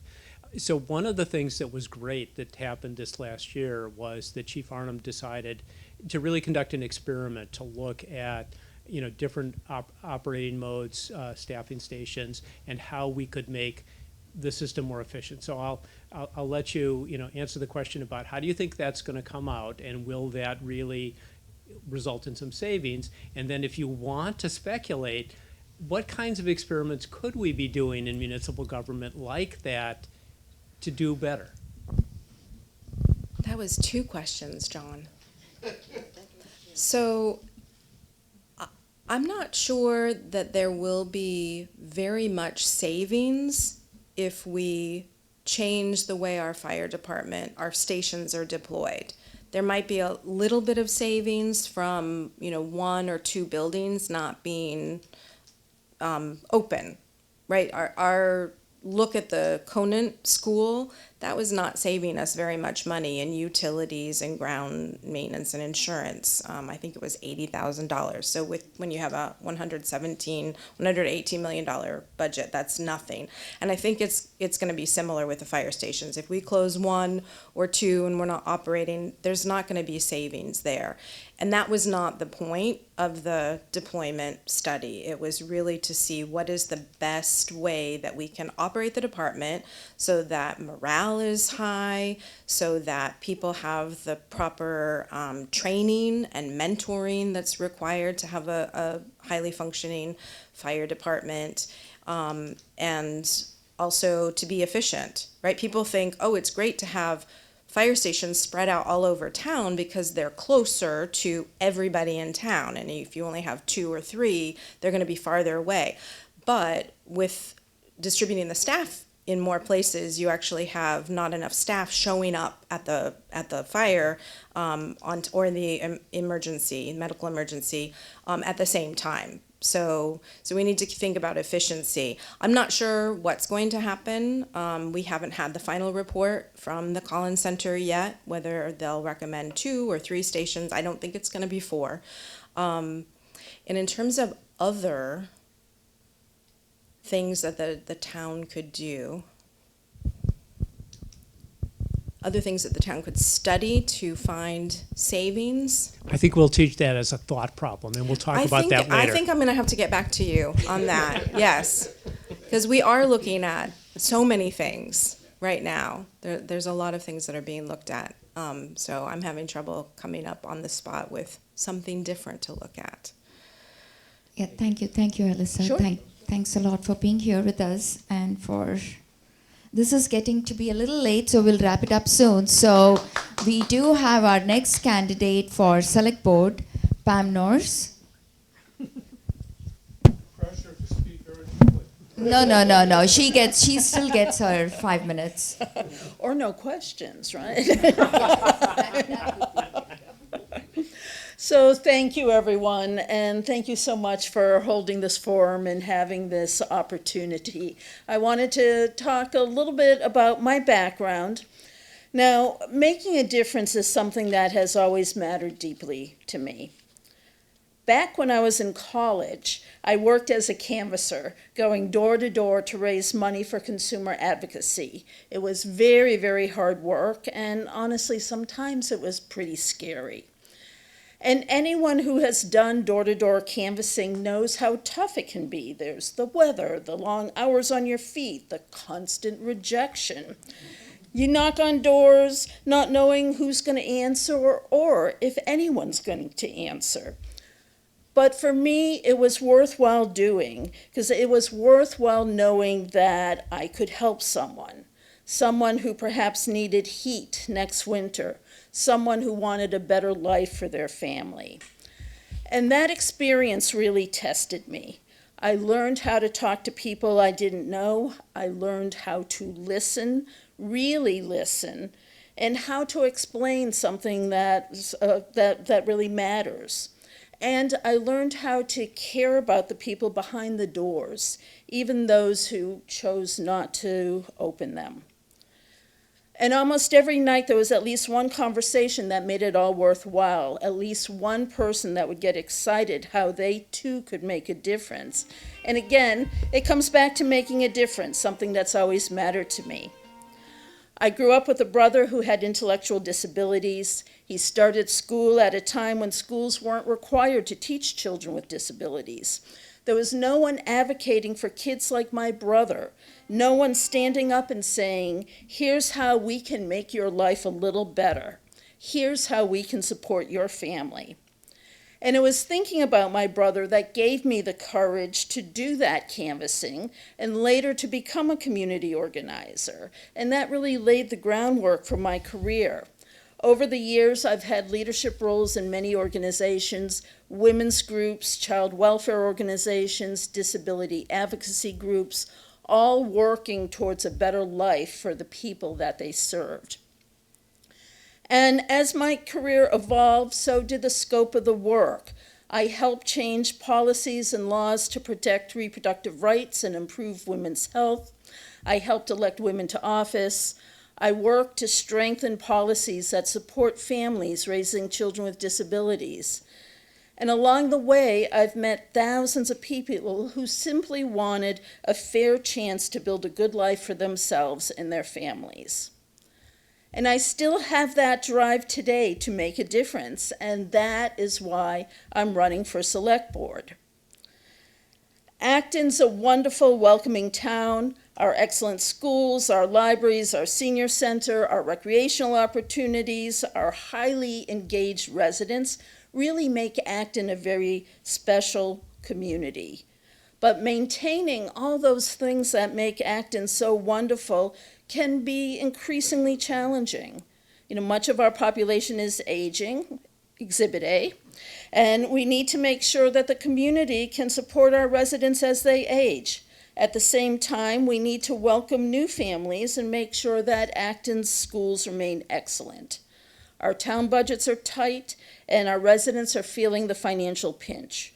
We have town infrastructure needs that are costly, and we need to ensure that Acton is welcoming to people of diverse backgrounds. And I'm ready to really work to address those challenges. I bring experience in listening deeply, building coalitions, finding common ground, managing complex organizations, and fostering trust. And I bring a deep commitment to tackling the issues that matter to Acton: affordability, strong community institutions, and thoughtful growth to balance open space, housing needs, new and existing businesses, and the many, many other priorities of our town. So I'm running for Select Board because I want to help ensure that Acton remains a community where everyone can thrive. So thank you very much. Thank you, Pam. So again, the same questions that we asked Alyssa. In years when budgets are tight, the town postpones capital spending on necessary projects for a year. In order to support operating budgets longer term, would you prefer cutting some town services or having an occasional override to fund capital necessities?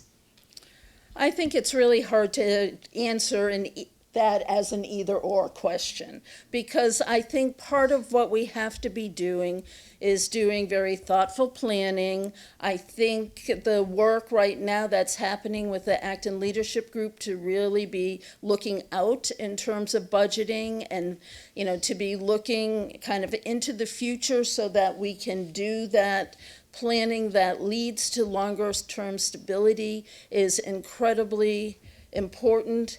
That bringing in all the necessary voices to the conversation is critical, and budgets need to start with, the priorities and the goals of the town. And a budget is really a reflection of that. And what needs to be happening is making sure that we are taking every step possible to make sure that the budget is reflecting that, and then looking at what are the steps that are necessary, and then being able to do very, very thoughtful planning to get us there. Thank you. The second question, healthcare costs are rising faster than revenue. What areas or staffing would you prioritize protecting? Again, it comes back to, I think, everything everything has to come down to our priorities. And I think it's very important that that process of setting the priorities is a very inclusive type of process. And in doing so, I think it's really important to look at, are there ways of having efficiencies? Are there ways of doing things differently where maybe it would cost less, but we can get to the same point? And how do we continue to make those decisions? And also look at what we're doing and make sure that what we're doing still makes sense and is still getting us to where we need to be according to, the goals and the priorities of town. And if there are things that aren't getting us there, that sometimes you do have to make those tough decisions. But again, it has to be that process of, looking at, what are the priorities? How are we going to get there? What are we doing? How do we do it in a very efficient way? So that doesn't give you specifics, but it's how I would go about thinking about it. Thank you. The last question. The town has $10 million in stormwater-related projects over the next 10 years. To fund this work, do you support a fee on impervious surfaces like buildings and driveways, or do you prefer these projects to be funded from taxes? Well, I'm not afraid to say when I really don't know enough to give, an answer that makes sense. And I think I'm going to just be very honest, and this is an issue that I need to have more information on.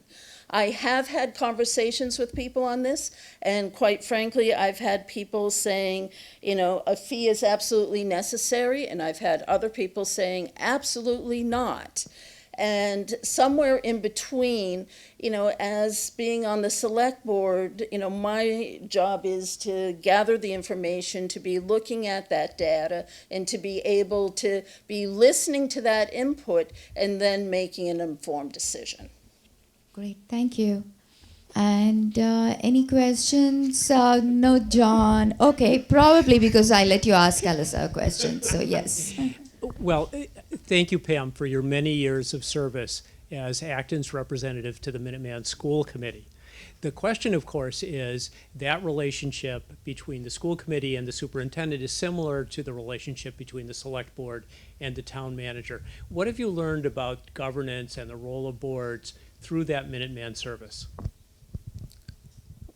I've learned how important it is to have a very thoughtful, engaged board that's not afraid to make difficult decisions. That with my experience on the Minuteman School Committee, I think one of the things that we as a school committee always keep in mind is what our priority is. And our priority really is, we have several priorities, but it starts with the students at Minuteman and making sure that we're offering, the best vocational education we can possibly offer. Our priorities are also to our towns. We are a 9-member district, and every town has different interests and priorities and thoughts, but it is incumbent on the school committee to be able to adequately represent our towns, as a body, particularly during budget issues, and to make sure that there is accountability, for our budget in our role as representing our towns. We have a very close working relationship with our superintendent. We work hard to develop trust. I think trust is important. But it's also very important for the school committee to be able to step up, ask the hard questions, be able to, really push issues when necessary in a way that gets us to our shared goal. Thank you, Pam, and thanks for being here with us today. Thank you for your time. Thank you. So we do have two more candidates who are here with us. I do want to give them a little bit of time to introduce themselves to our viewers. And first we have a moderator, Joanne Berry. She's running for 1 year. She's going to be a moderator again. So thank you for being here. I'll just make a comment to that our past moderator, Don McKenzie, would always say, please vote, may there be more votes than blanks. Which, so far, that has not been a problem. Thank you for inviting me to this forum and to meet with you tonight and to be on TV. I will spend the time mainly talking about town meeting. I don't want to take anything for granted, but I don't see that I need to campaign super hard for this position. I am my name is Joanne Berry. I am the town moderator. I have served since 2019, and I will say that I grew up in Maine in a town with town meeting, and I got to go to my first town meeting when I was 18 with my parents, and all the ladies were like, "What are you doing here?" But I was so excited to be able to go, and the room that we had it in was about the size of this room right here. I didn't think the moderator was very good. He was elected off the floor, which is the custom. I think it still is. But then when I moved to Acton and I could go to town meeting in 1993, that's when we moved here, and I've been to all of them since, and to be able to participate in your community in that way and to have a say on what's important in our community. How do we spend our money? How do we use our land? Are we going to buy land? What are the important things in our community? I was very happy to be able to do that. And then I will say I will have to give huge credit to the League of Women Voters for helping me learn to be a moderator.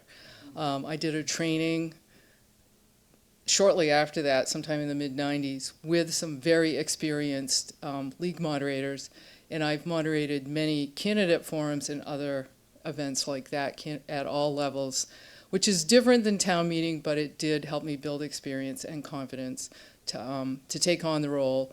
And then when Peter Ashton decided to step away, then I was ready. I do just want to bring people up to date a little bit on how town meeting is going to go this year, because I think that's the most helpful. Just to remind folks that we have tried to make town meeting as accessible as possible. Massachusetts general law does require people to be there to vote, with rare exception, and if you feel you have a reason why you cannot attend, you cannot leave your home, you should contact Town Hall, and you'll be directed to speak with somebody to discover what the best option for you is. But in the meanwhile, we have many options that do help make the meeting more accessible and easier to understand. First of all, the draft warrant is on the town website already, or within the select board agenda packet for April 6th. So it's still in draft form. And also a link on the Acton Exchange. Excellent, excellent. So you can see what some of the things that, it's not final yet, but a lot of it is there. It will be mailed to everyone's address and will be available online. And I think there's probably going to be QR codes around different places, so you can just get it that way. If you need a ride, you may call Crosstown Connect at least the day before. So by the Friday, I guess that's May 1st, because town meeting is May 4th. So call by that Friday. You can get a ride to and a ride home through Crosstown Connect. If you have mobility issues or concerns, you can park on the Hayward Road side of the high school. Instead of the big giant parking lot in what is now the front, approach at Hayward Road along the horseshoe area there, park there, a much shorter walk, go right to the auditorium entrance, and somebody from the clerk's team will be there to check you in. So you don't have to take that whole long walk through the school to get to the auditorium. Where there is also preferred seating just inside the door. We do have handheld mic if you cannot stand in the line. Just signal and I can usually see that. There's talk-to-text translation, which sometimes does provide a little chuckle, but I think it's helpful for people with and without hearing impairments. The clickers are an accessibility feature because there are people who can't speak loudly, can't stand, can't raise their hand. And there's debate over whether when you attend town meetings, should your vote be open or not? Should people know how you're voting? Well, I think many people feel more comfortable having a secret vote. This year we're planning on having a wiggle room so that folks can bring their younger children to the gym. It'll be in the gym, as well as if we do need overflow, and that's usually, we don't know that till it happens. But people can bring their own kids. They can have space to wiggle, do homework, play, sleep, whatever, and then the parents can participate in the meeting from there, just the same as ever. And then when you're ready to go home, or somebody needs to go home, you can just go ahead. And there will be, the first night, May 4th, there will be a child-friendly movie night in the high school. So, but you do have to call up and reserve for that. And that's mostly what I can think of for how we've helped improve accessibility. And the plan is to have the meeting go for 2 nights. And I'm just going to pull up the table of contents so that I will not misinform you. The plan would be to go through Article 9. So those are the main budget items. The town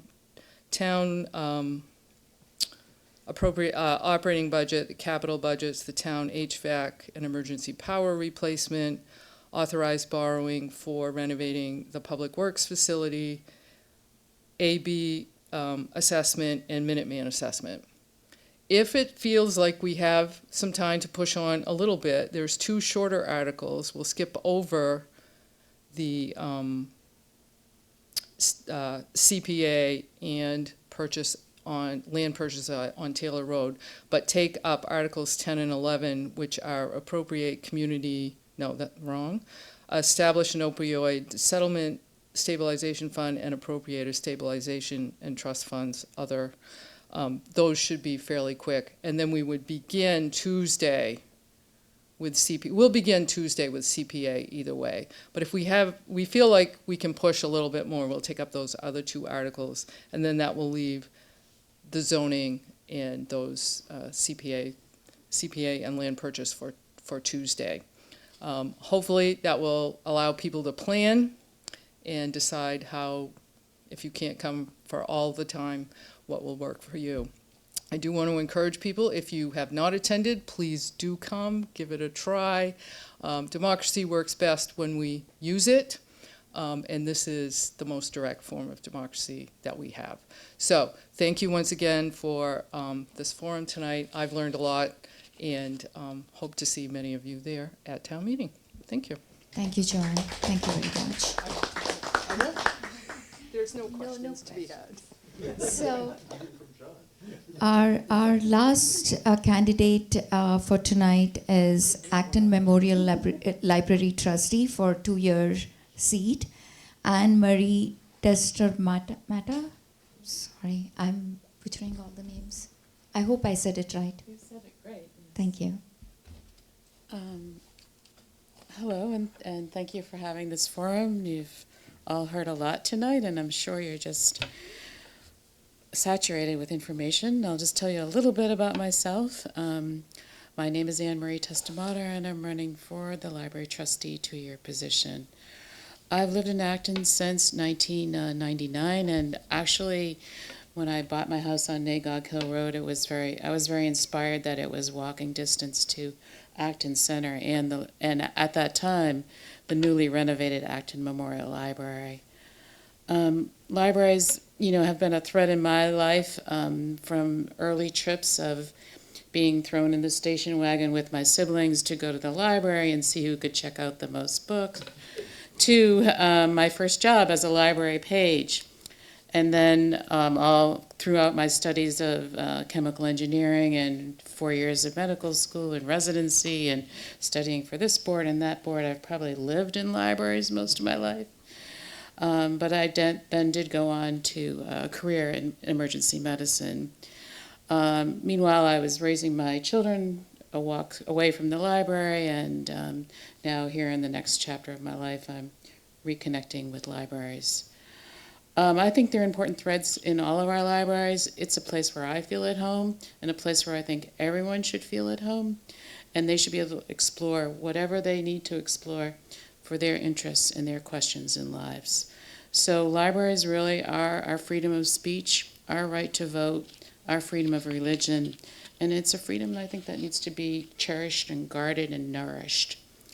Our Acton libraries actually have gone through a recent mission and strategy session, as well as an Acton redesign session. So I'm a redesign plan, so I'm catching up on all of these, and that will be enacted on in the future, and will likely involve a fair amount of fundraising for some of those projects. But our libraries face the same challenges as any institution. Policy pressures, budget restraints, funding cuts, and like our other institutions and our democracy, libraries need to be supported, nourished, and defended. I was inspired to get off of my seat and submit these papers to run for this position by a recent PBS documentary called The Librarians. If you haven't seen it, I highly recommend it. It heightened my appreciation of libraries and librarians and the impact of book bans and the pressures that libraries are under across the country. And it inspired me to pursue this role as trustee and as a guardian of freedom, as these librarians are and our libraries are, and support the mission of the Acton Libraries. So I appreciate your vote. I look forward to town meeting. I've learned so much just sitting through these sessions. It's been wonderful. Thank you. Thank you so much. So we are missing a couple of other candidates. We will wrap up tonight. Thank you all for being here. Many thanks to all the candidates for stepping up to run and for your time tonight. We really appreciate you all being here. And it was great getting to know all of you personally as well as professionally, and the reason why you're running and your thoughts for Acton. So thank you, and thanks Sam for holding the camera. This has been great. So thank you. Oh, thank you, Mark Ducci from ActonTV. We couldn't have done this without him. So thank you.